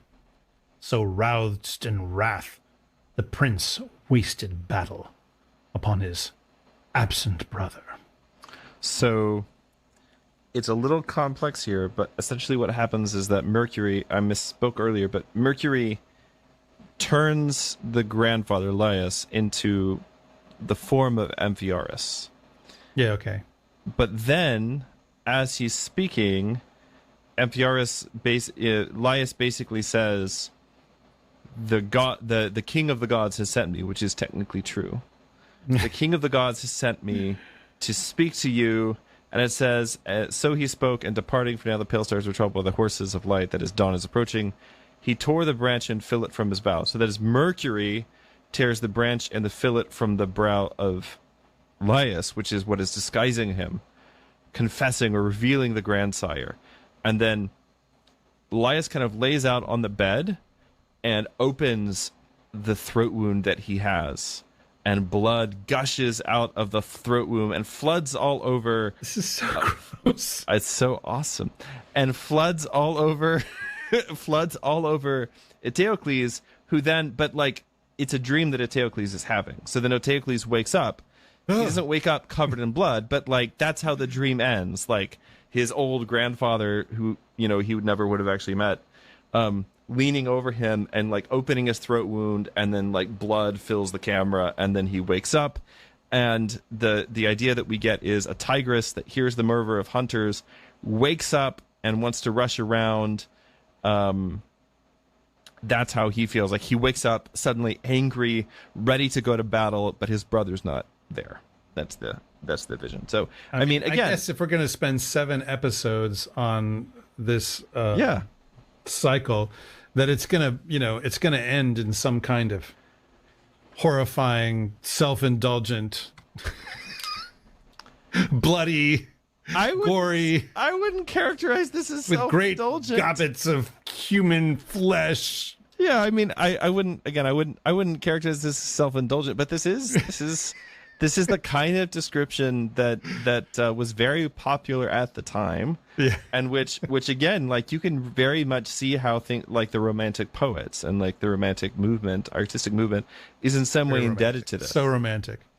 Yeah, well, that's not what that term means in this context, but in any case, all right. So we're gonna get to the last section here. You'll like this one better, I think. So the context for this is it's the final battle. It's this is skipping all the way to the end, book 10, almost to the very end of the poem. Skip the end. There's lots of fighting that's been going on during the siege of the city. There have been combats of the various champions have been described. A lot of an epic is describing combats where people get killed in very gory ways, which again has always been entertaining. Like, that's never not been a thing that guys didn't want to sit around and hear about. Like, I don't know what to tell you. I feel like the weight of tradition is with me on this one. But Not there's afraid to be killed in nasty ways. Brave, brave, brave, brave, Sir Rohlin. Exactly. So there's a lot of desperate night raids like you get in the Iliad. There's a human sacrifices made. A young man from the city of Thebes actually sacrifices himself on the walls of the city gates because there's an oracle of Apollo that says that unless a youth of the city is sacrificed, the city won't survive, and nobody's willing to do it. So he goes and he does it himself. And then over at one of the gates, Capenius, he's the one that has the shield with the guy holding the torch that says, I will burn the city, or I go to burn the city. He is just wiping out everybody. Like, he is just carrying all before him. He is so immensely strong that he is able to throw down huge chunks of the city wall to destroy the buildings and the city below. So this is kind of where we pick up.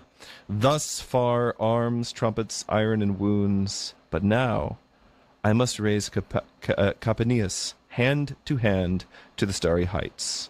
No more may I sing in the wonted manner of bards. Greater frenzy must I seek from Aeonian light. Come with me, all ye goddesses, whether it was that frenzy sent from deepest night when the Stygian sisters seized weapons against Jove, following Capenius's banners, or valor gone beyond its bound, or headlong glory, or fame given to a great death, or joyful beginnings of evils, and the flattering wrath of the gods towards mortals. In other words, who knows what is powering him? Maybe the frenzies, the Furies are fighting on his side. Maybe he's being given glory before his great death. Maybe this is, like the beginning of evils, etc. Now the earth is vile to the man. He loathes the depths of slaughter. And with Greek and Theban missiles spent, everybody's out of arrows and slingstones by now, his weary hand looked back toward the sky. Soon, with grim gaze, he measures lofty battlements, and countless steps, closed on either side by twin beams. For himself he bears a path in the air, and far off to be feared he shakes the many-clefted oak with flaming brand. His arms all burn, and his shield is lit with fire. "This way!" he cries. "Into Thebes, this way my lofty valor bids me go, where the tower is slick with Meneuchus' blood. I shall test if holy things avail, or if Apollo is false." This is Meneuchus is the young man who's killed himself to save the city. So he's basically saying, let's see if the prophecy comes true. I'm willing to risk it. So saying, by alternate steps, he climbs the captive wall, exulting. Such as in mid-clouds the sky saw the Alidai, when the impious earth grew to look down on the gods, and Pelion not yet was piled, though Ossa already touched trembling Jove. Now this is very important for the whole image that's about to come. So let me explain. The Alidai are the giants, Otis and Ephialtes. They are they're a subset of the giants who fought against the gods in the Gigantomachy. And they are specifically ones that were killed by Apollo. Now you notice he just said, I'm going to go test and see whether or not Apollo's prophecy is true. So he is becoming, in this moment, a giant. That is, he is setting himself against the gods, and we're going to see he is of very prodigious size. He's also a very prodigious strength, so he's giantish in all these kind of different ways. And of course, he's setting himself ultimately against Zeus. He'll be struck down by Zeus, but he's setting himself against Apollo. Right, and these are the giants that Apollo killed in the Gigantomachy. So, then indeed they stood aghast, fate poised at its hinge, as if Bellona, that's the goddess of war, with torches and blood were coming to level towers and match city with earth. From every roof they vied with mighty stones, timbers, and heavy throngs of Balearic slings.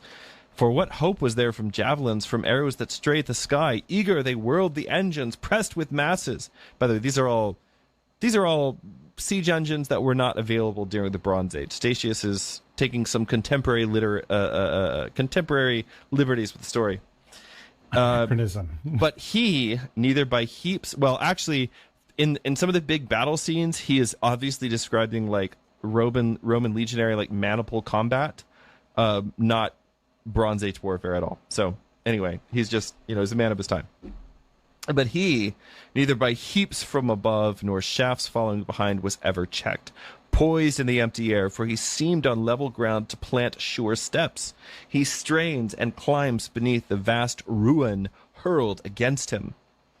As a river, here's another one of the similes, as a river pressing upon the beams of an ancient bridge assaults with ceaseless waters, the stones already crack, the timbers are torn out, so much more the violent is he. He feels the unyielding, shakes and drags the sick mass until the swift current cuts every bond and the stream breathes free in open course victorious. So when long sought, he towers above the topmost height. So he fights his way all to the top of the walls, and with rising looks down on the trembling town. With his great shadow, he terrifies Thebes. He chides the startled walls, the lowly towers of Amphion. Shame, are these the walls? Easy. What followed the feeble song? This, the long lying tale of Thebes? What glory to cast down a wall built with so soft a lyre. This is a reference to Amphion, who's the legendary builder of the city of Thebes, who played a harp and that built the wall. So like he raised the walls of Thebes with music. So that's the reference. As one does. As one does. So mocking, with step and hand he storms. He tears the blocking masses, smashes the floors, bridges spring loose, stone rains of the trembling roofs slip, and the mound is split. Again he turns it to use, hurling the shorn crags on temple and home, and breaks the city with its own walls. I mean, this is a Marvel Cinematic Universe kind of moment. Like, this is the first Avengers film, I feel like, you know, that big, massive battle against the aliens and, you know. Yeah, I mean, it's a pretty rad scene, that's for sure. He's definitely hulking out right now. Yeah. All right. Now the gods about Jove murmured with divided zeal. Argive and Tyrian, the father equal to both, beheld their mighty wrath burning close, and saw himself opposed. Bacchus groaned, his stepmother not serving, and turned his sidelong eye to his sire. Where now that fierce hand and my cradle in flames? Where now thy thunder? He said. Apollo too grieved for the houses he himself had given, balancing Lerna against Thebes, and Heracles doubted his bow bent. The winged Argive mourned his motherland. Venus wept Harmonia's folk, fearful for her husband. Silent she gazed on Mars. Bold Tritonia reproached the Aeonian gods, and silent Juno's rage tormented her. Notice, by the way, Heracles and Perseus are both among the gods here. It's pretty interesting. Yet none of this I mean, there were a lot of shrines and temples to of course. Heracles, actually, yeah. Yet none of this disturbed the peace of Jove. Lo, the quarrel ceased when Capaneus' voice was heard in the stars. Stand ye not, gods, for trembling Thebes? Where are ye dull children of earth? Bacchus and Alcides, too low are the lesser. Thou rather come, who is more fit to strive with me? See, the ashes in Semele's tomb are held. Now come with all thy flames against me, Jupiter. Or art thou stronger to frighten timid maids with thunder, or to tear thy son-in-law Cadmus' towers? It's a great thing to say to Jupiter. Pretty bold. Come at me, bro. The grief of heaven groaned at his words, but he, Jove himself, smiled at the madman. Shaking the holy mass of hair, what hope for men after the swollen battles of Phlegra? Wilt thou too be stricken? The host of gods pressed him, demanding the avenging bolt. You're like, Jove. Nor dared his wife, troubled by fate, resist the heavenly court ere Jove had given the sign of its own accord. Thundered, the clouds without wind gathered, the rains rushed. You would think that Iapetus had burst his Stygian chains, or Inarime or Etna were heaved to the upper sky. This is the insurance company, right, Etna? Mm-hmm, that's right. Shame it was. Etna, by the way, is the mountain prison of the giants. Yes. So again, the Gigantomachy language is kind of all throughout this I mean, that really makes you think about that insurance company in a very different light. Shame it was to the gods to fear, but when in the whirl of the world they saw a man stand and call for the mad wars, they marveled in silence, paled at doubtful thunder. Already above the heights of Ogygian Tower, the secret sky began to bellow, and the heavens were veiled in darkness. He held fast still the unseen battlements, and whenever the storms flashed with worn-out fires, he cried, These are the fires meet for Thebes. These shall I use, these torches to light, and fire again my weary oak. It's actually pretty appropriate. As I was coming to the studio this evening, there was like a big thunderstorm and a whole lot of... Nice. Yeah. Yes. So speaking, Jove's thunderbolt, driven with all his might, seized him. The plumes first fled to the clouds. The black boss of his shield fell. Now all the man's limbs blazed with light. The ranks gave way, terror both sides where he would fall, which band his fiery body would strike. He feels the flame gnawing helm, hair, and face. It's getting electrocuted is what it is. And strives with hands to beat off the burning mail. Now it's horrifying again. I was promised something else. I don't know. Anyway, dragging cinders of iron beneath his breast, yet he stood in at last, turning, gasping to the stars, he set his smoking chest against the unseen walls. Nor would he have fallen, but the man's mortal frame was loosed, the spirit stripped. A little and slower had his limbs given out. He might have hoped for a second thunderbolt. That is to say, he was so rebellious right till the end that he would have welcomed a second thunderbolt if his body had not already been, turned into, a barbecue. Yeah, I mean, it's like a really vivid description of what would actually happen if you were wearing a bunch of armor and you were struck by lightning. It kind of makes you wonder, did Statius ever see this happen? Did he ever, talk to somebody who saw it happen? Because, geez Louise, that is a vivid description.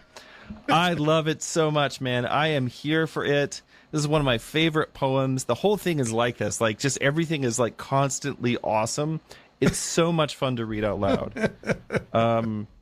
Yeah, you so can hear anyway, the AC/DC growling in the background. Yeah, I mean, honestly, yes. Please play that as you read this. Maybe we can just loop that over for the recording. No, probably not. All right, so we're really pressed for time here. I do want to say just a little bit about the figure Statius and Dante. So, Statius is a poet. Actually, Father, was there anything you want to say about that? Any of those scenes? Anything that stuck out to you? We don't have to talk about the Dante thing. We can talk about it some other time. No, we can talk about the Dante thing. I think people should. I mean, I think it's important to talk about that bit because it's about reception within a Christian context. But I think. I mean, this scene is kind of cool. It's not as gross as some of the previous morsels. Oh boy! If you think the other ones were really gross, I have such wonders to show you. I believe you. Yeah. There's a whole side of you coming out tonight that I was really just not even aware of. Actually. I mean, I think if you asked my family or the people that come over for book club, this is the main side of me. I'm just mostly here for this stuff. Yeah. People are learning about me. Book club at my house is very often pretty rad. So, I mean, your children will probably have a lot of therapy. Oh my gosh! You think, man. Yeah, if my kids, who frequently listen to this show, by the way, but if they also love this kind of stuff. This is the stuff we're into. All right. No, I was just going to say about this scene that, I mean, and on one level, this kind of underlines this idea of, look, you can't stand against the gods. If you see someone boasting like this, he's toast.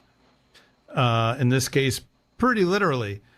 So there's that. There's that, and I think that this kind of helps to underline the sense of the human person as porous, as subject to things beyond himself. It's not just fate and free will. It's also a big world out there with some beings that are much more powerful than you, and I think that even though I don't believe in pagan fatalism by any means, I think that basic sense that the world is a big, scary, dangerous place, even for someone who is super duper mighty like Capaneus here at the end, I think that's something that we might do well to recover a little bit of in our day, where we think that we have sort of mastered everything, and we have the technological capability of mastering everything. Statius also doesn't seem to believe in fatalism, by the way. Like, if you read the whole epic, it's very clear that what he's talking about is not that. Rather, it is this very complex web of relationships. And I don't think that's... I mean, certainly there are certain pagan authors who definitely are very fatalistic. Sure. And so, again, this is one of those things. It's like, Statius seems like he might have been really close on certain things. So... with that segue, Okay. yeah. So Statius, as a poet, and in particular his Thebaid, have a huge influence on medieval literature, and obviously most famously on Dante and the Divine Comedy. And so this kind of shows up in two major places. I mean, first of all, like the descriptions of hell in the Inferno are very heavily based on what you find in Statius, and other sources as well, but. Although one of these days we will read a little bit from Lucan's Pharsalia, there is a description of a witch in there that will absolutely curl your toenails. So that's something to look forward to if you like gross stuff. Which is my takeaway from this episode, is that you like the gross stuff. And No, it's you like the okay. stuff. But projecting. Yeah, maybe. So. So this comes up in kind of two ways. So first of all, the character of Capenius is in Inferno. He is in the seventh circle, the third round of the seventh circle of hell. You'll notice that in the description of hell that we got, or that we read earlier, there's the river Styx is in 9 circles, or like 9 rings. So you already actually have that 9 rings of hell that then Dante picks up with the Inferno. And he's in the third round of the seventh circle of hell, which is reserved for the violent against God, that is, for blasphemers, which is somehow actually not the worst sin, but it's pretty dang close to the worst sin in Dante's version of hell. And Capenius is there identified as the chief sinner of that place. He is a blasphemer, and the way that blasphemers are... there's the violent... By the way, in this round of hell, you have the violent against God, who are stretched supine on burning sand. So they're sort of like stretched out, can never get themselves up, and they're just laying for eternity on burning sand.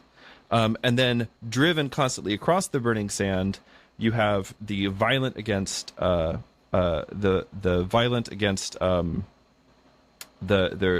well, anyway, basically you have sodomites and usurers, which are punished on the same level in Dante's Inferno, for a reason I will explain some other day. And but it makes a lot of sense when you really think about it. But in any case, he's identified as the chief sinner of the place. He's a blasphemer. He's stretched supine out in burning sands, and his entire spiel, like in the Inferno, is basically he is still raging and still blaspheming against God. And Dante does something very interesting, which is that he takes all of the blasphemy that Capenius had leveled against Jupiter, and Dante applies it to the Most High God. He does, in other words, what St. Paul does in his sermon on the Areopagus, which is to take things attributed to Zeus or Jupiter, and he attributes them to the Most High God. So it's the same kind of move here, and that move is basically typical of how medieval literature reappropriates ancient pagan, the classical tradition. Yeah. And he just gets struck by lightning again while he's in hell. So screw that guy. Secondly, we have the character of Statius himself. So Statius himself becomes a character in Purgatorio, very prominently so. And he's a way for Dante to talk about things like literary influence and the way that the authors who come before you, that you're connected to them, you have this relationship with them, and then also talk about the journey of the soul towards redemption. So Dante and Virgil encounter Statius on the 5th cornice, or the 5th terrace of Purgatory, which is for the hoarders and the wasters. Again, there's no time for me here to talk about Dante's vision of Purgatory, but it's not... Let's just say it's not intended to be prescriptive, in the sense that Dante is not describing the teaching of the Roman Catholic Church at his time about purgatory. He is describing a very intricate metaphor for the process of sanctification and purification from the passions. So, Statius is encountered on the among the hoarders and the wasters, having just completed his purification there, and he reveals himself as Statius, the author of the Thebaid, and also Statius, by the way, also has an unfinished poem called the Achillead, which is like an epic poem about the life of Achilles, but dies before he finishes it, which is a common theme. Well, it's short life of glory, even for the poem. Yeah. Yes, indeed. So Statius, keep in mind that Dante is being led with is being led by Virgil up to this point. Yeah.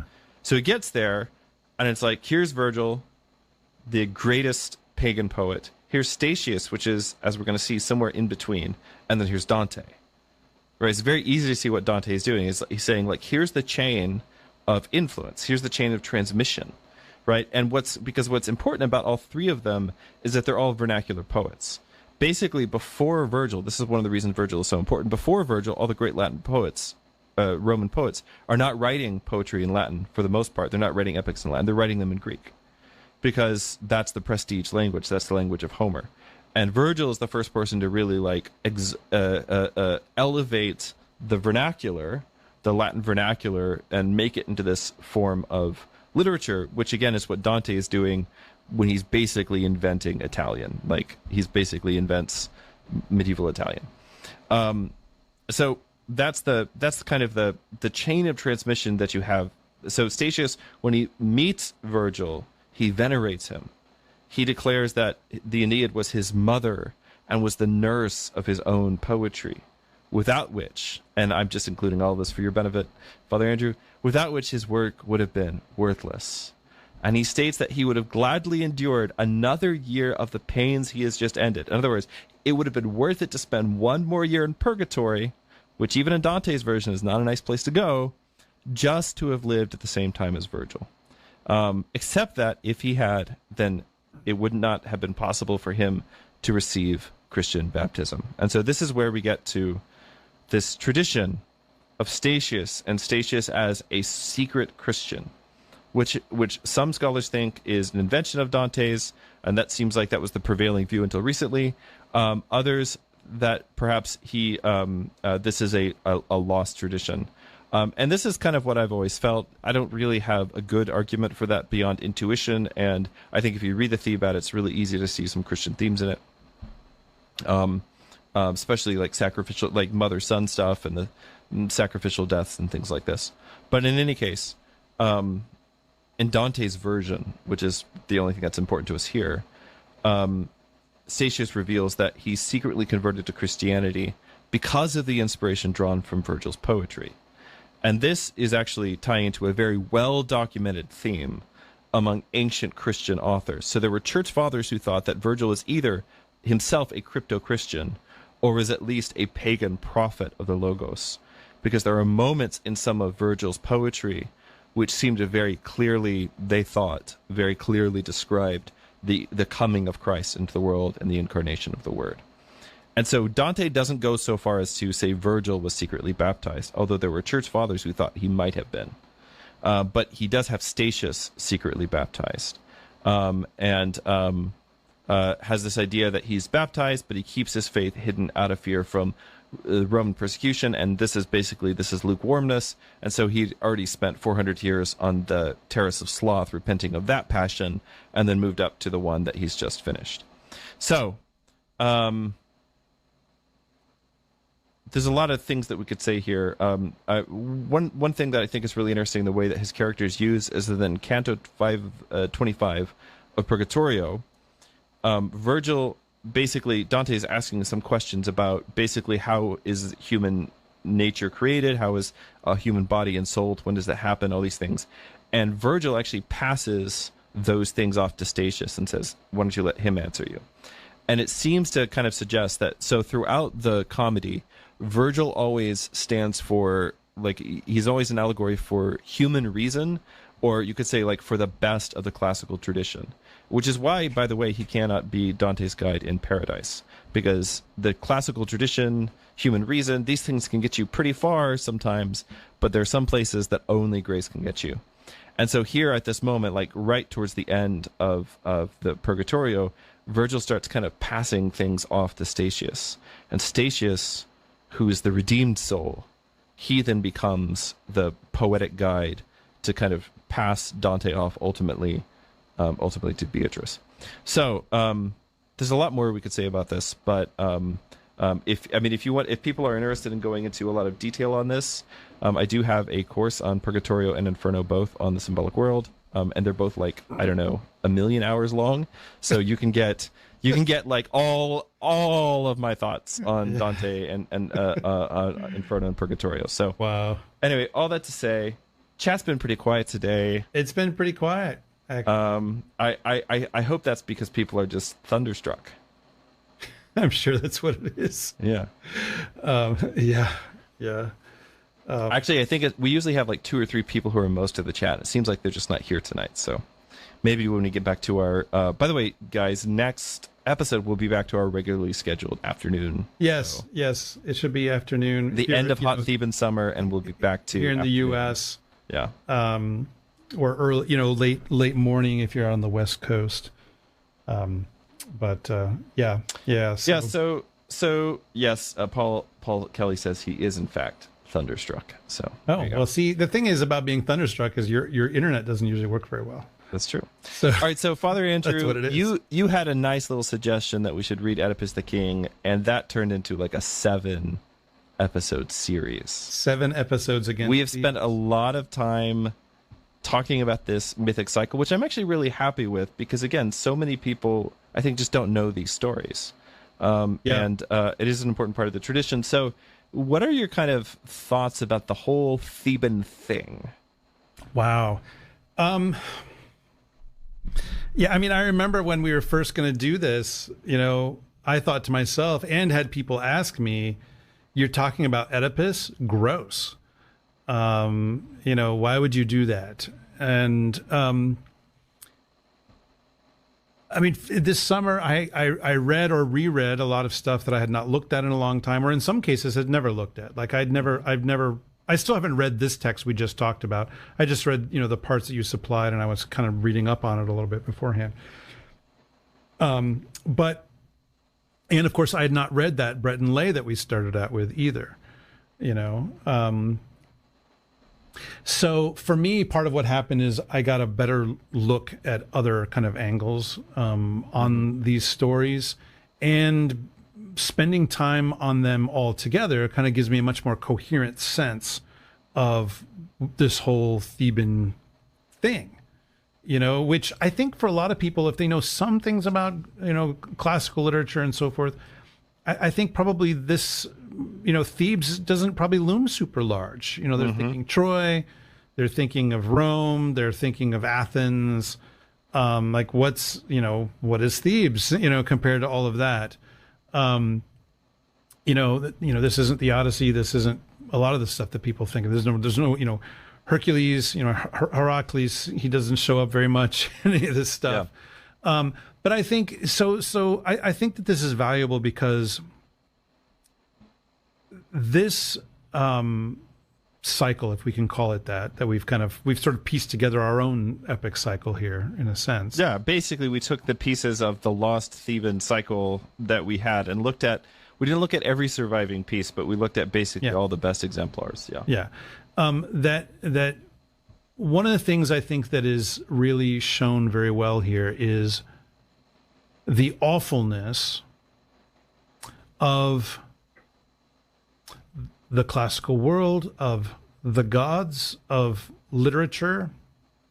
And by awful, I mean, first, what we now use that word to mean is this is terrible, it's horrible, and so forth. But also since you more than me, but since we are a pair of philologists, it is said, I can't remember where this comes from, whatever. It is said that someone visited Paris a few centuries ago and looked at the, Notre Dame Basilica and described it as awful, artificial, and amusing. Yes. And none of those words meant at that time what they mean now. right? By amusing, it meant that it was inspiring, that it brought the muses out, right? Artificial meant it was an amazing work of art, a lot of good craftsmanship. And then by awful, it meant awesome. But the sense that I want to use it here is that the awfulness of the gods, the awfulness of this story, the awfulness of the ancient world, of this classical literature and so forth, is an awfulness that kind of binds up all these things together. So there's a certain sense in which you stand and look at this and you just have to kind of be in wonder at it. It's not the wonder that you would feel at looking at Notre Dame, right? It's a different kind of wonder. It's a wonder of, like, there's moments when you feel like you want to throw up. And thank you for bringing out so many of those in this particular episode. There's moments where you think, how can it get this terrible? How can human beings be this way? How can such awful, here we go. How can such horrifyingly terrible things happen? How can this situation work? How can these puzzle pieces fit together? And like, it's like, in many ways, like, for instance, Oedipus the king, that play in particular, it's like you get all the puzzle pieces and then you start to put them one piece at a time. And you're like, no, take it apart. Like, I don't want this to be the picture. Yep. It's like, abort. Yeah, exactly. And so I think that the feeling that one has, the kind of literary feeling that one has from engaging in this set of stories, it is awe, but it's not entirely a positive awe. It's a bad awe, but not completely. It's awful. So I'm not saying that the only thing one should walk away from these sets of stories with is like, well, that's terrible. Like, no. I don't think it'd be worth it if that's all you walk away with, right? It's not just a big horror show. But I think that there's something there about the darkness of humanity and the kind of entanglements. Like, you look at these characters and they often seem that they feel like they have no other choice. There's a lot of fate stuff going on there, but not quite. But isn't that how we often feel in our relationships, in our lives? Like, I can't get out of where I am. And the answer actually is, yeah, you can. You can become someone different than you are. And that changes the situation. It may not change your circumstances, but it changes the situation, right? And I think that this tragedy, that a lot of what's going on with tragedy is finding out the truth too late, right? And that if these people had made different choices, then we wouldn't have a story, but it would have turned out differently. And often when the moment of choice comes, these people choose themselves over and over. And so I think this teaches something about human nature that is very compelling, and I think is a way of driving us, frankly, to repentance, right? It's so awful. Look what happens when everyone, or just about everyone, chooses sin. Look what happens. I mean, we have a couple of bright bits here and there, like Antigone. Okay, she's different, clearly, than the rest. And some other, moments. But, like, be the shepherd who rescues the boy who's being left out in the wilderness. Be Antigone, who's going to bury her brother no matter what. You can do these things. So I think that there actually is an avenue of repentance here for the Christian reader. And I think that this provides us, I mentioned this, I can't remember which play we were looking at, but I think this also provides us with a way of kind of taking our hearts out and putting them on the stage and letting them kind of go around in this in a safe way, kind of dissociated from ourselves. And then we can bring them back in and say, okay, well, I, by the grace of God, will do differently. I, by the grace of God, will not go there. I will not be like this person or that person. So, in many ways, this provides us with a real opportunity, as St. Basil says in our, in first episode, be that to be deaf to the bits that are sinful and dark, and to open our ears and our hearts to what is good.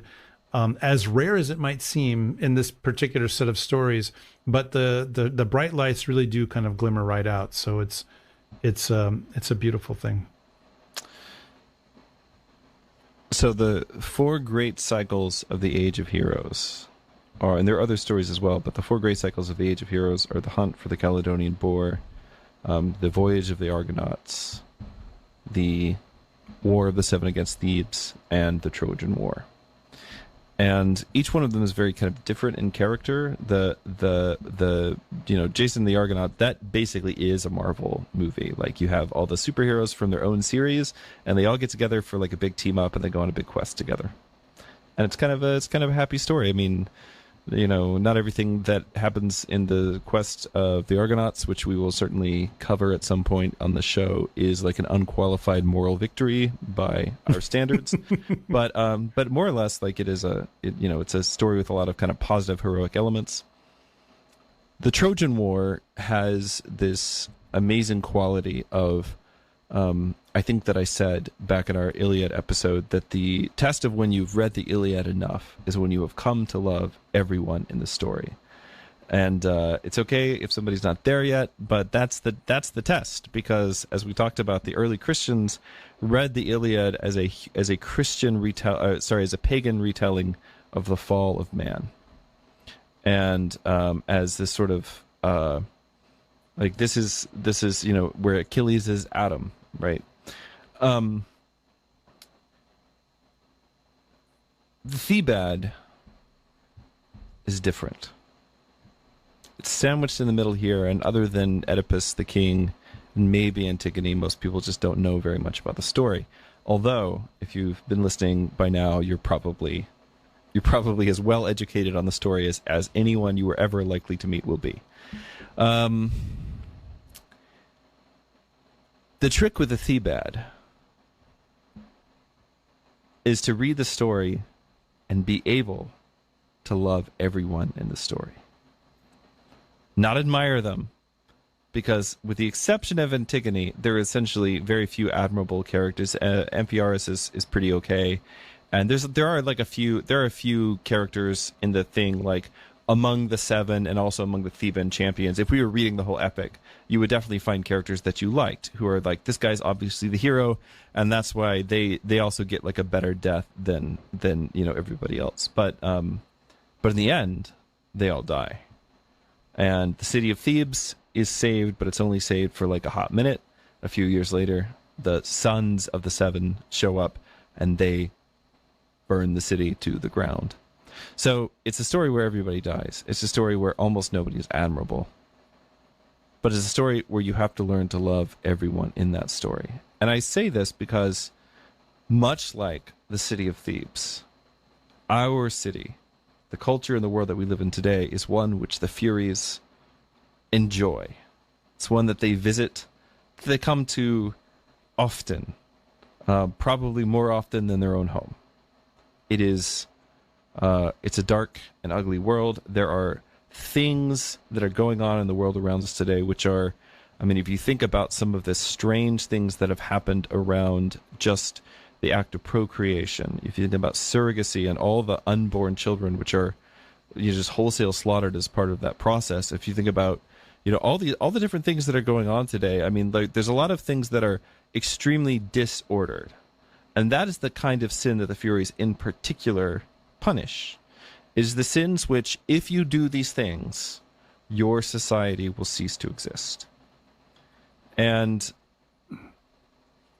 one of my takeaways from reading through all of this is that obviously our world is much better than the pagan world in lots and lots of ways. Thanks to Christianity, you guys are welcome. But ultimately, we are not so different as people. We're still selfish. We're still ruled by our passions. We're still, and we when those passions rule us, it causes us to transgress these certain boundaries. Things that, if you do them, there are some kinds of sins that if you commit them, like all sin is bad, but there are some kinds of sin that if you commit them, the land will spit you out. innocent blood, of which there is plenty in this country, is one of those sins. Sodomy is one of those sins, right? The kinds of sins that we've been dealing with here in the Theban cycle are also some of those sins. And in a pastoral context today, you can sort of ask the question of, what are we supposed to do? What am I supposed to do as an Orthodox Christian?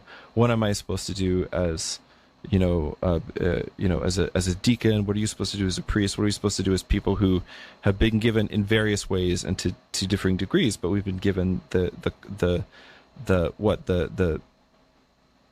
job of reconciling God and men together, like to bringing people to God?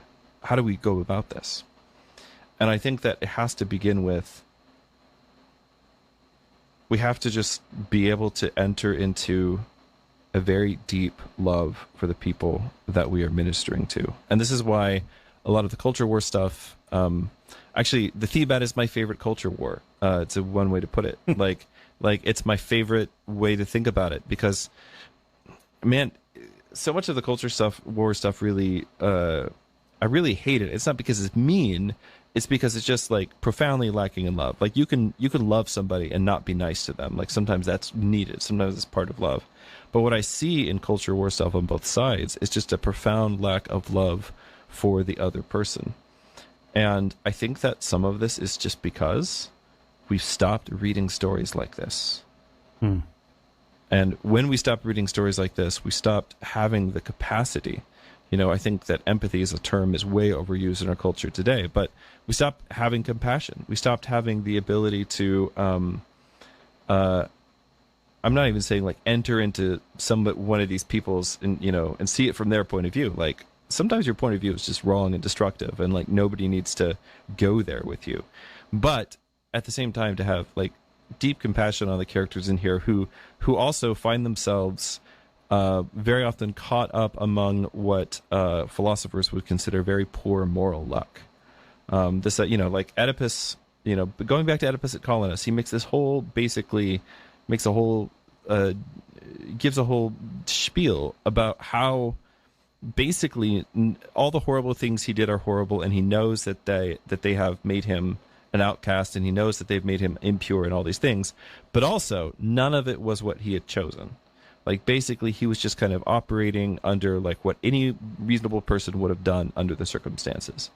And okay, like fair enough, still wasn't good. And the great thing to me about those plays is that they never, ever, ever, ever say, well, since you didn't mean to do it, I guess it's okay. I guess everything is fine now and everything's better. Because that is just not how that works. Yeah. So I think these plays, these stories, the epic fragments that we've read, the Thebaid of Statius, like all this stuff together gives us the ability to see two things. One is why certain kinds of sins are really dangerous and damaging, and why they will result in Sodom and Gomorrah, like in the destruction of a city, in the destruction in a race and in a name, in a lineage, and a family being completely wiped out. But then also, they do give us the ability to also look at the people who are in our lives and to whom we've been called to minister and say, man, you started out in a pretty bad place. And I get that. And, more importantly, God sees that. And I love you too much to leave you there. But let's work on this together. Yeah. These stories are very much a deep part of the internal landscape. That's why I get unreasonably excited about like shields and stuff, because it's just like this stuff is very much part of the imaginative landscape of my life, of my heart, of my mind, and I'm very happy to have gotten to share them with the audience. Thanks for doing this with me. Well, thanks to all of you for sticking it out during this hot, sticky, and woeful Theban summer. It was actually 101 degrees here, by the way, today. So I'm nice and muggy under my cassock. Yeah. And we've brought you the long and the sorrowful tale of the cursed house of Cadmus, the sons of the dragon's teeth. If you were edified by this conversation, please make sure that you like, subscribe, share, review. This show's home is on YouTube, but we're also on Spotify and Apple Podcasts, other places too. And apparently, if you add all those numbers together, There's about 10,000 of you, so greetings are 10,000s. Hey guys, that's pretty cool. What's up? Maybe we should like make you. Maybe we should like make like Xenophon T-shirts or something. I don't know. Think about this. If you're watching this on YouTube, make sure you click the little bell when you subscribe so that you get notified every time we put out a new episode, which is twice a month. And the next episode will be back to our usual bat time on Thursday afternoons.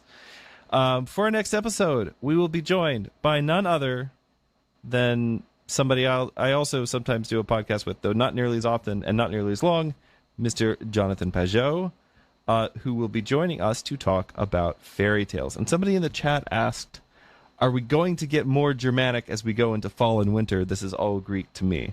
Yes, in fact, we are. We're going to be talking about German fairy tales next time. And very excited about that. So yes, Paul Kelly says he would buy a Xenophon t-shirt. Maybe we'll get one designed. You guys can be the loyal 10,000. There you go. That's right. Farewell to you all. May you always trace the silhouette of virtue in everything that you read. This has been a listener and viewer supported presentation of Ancient Faith Radio.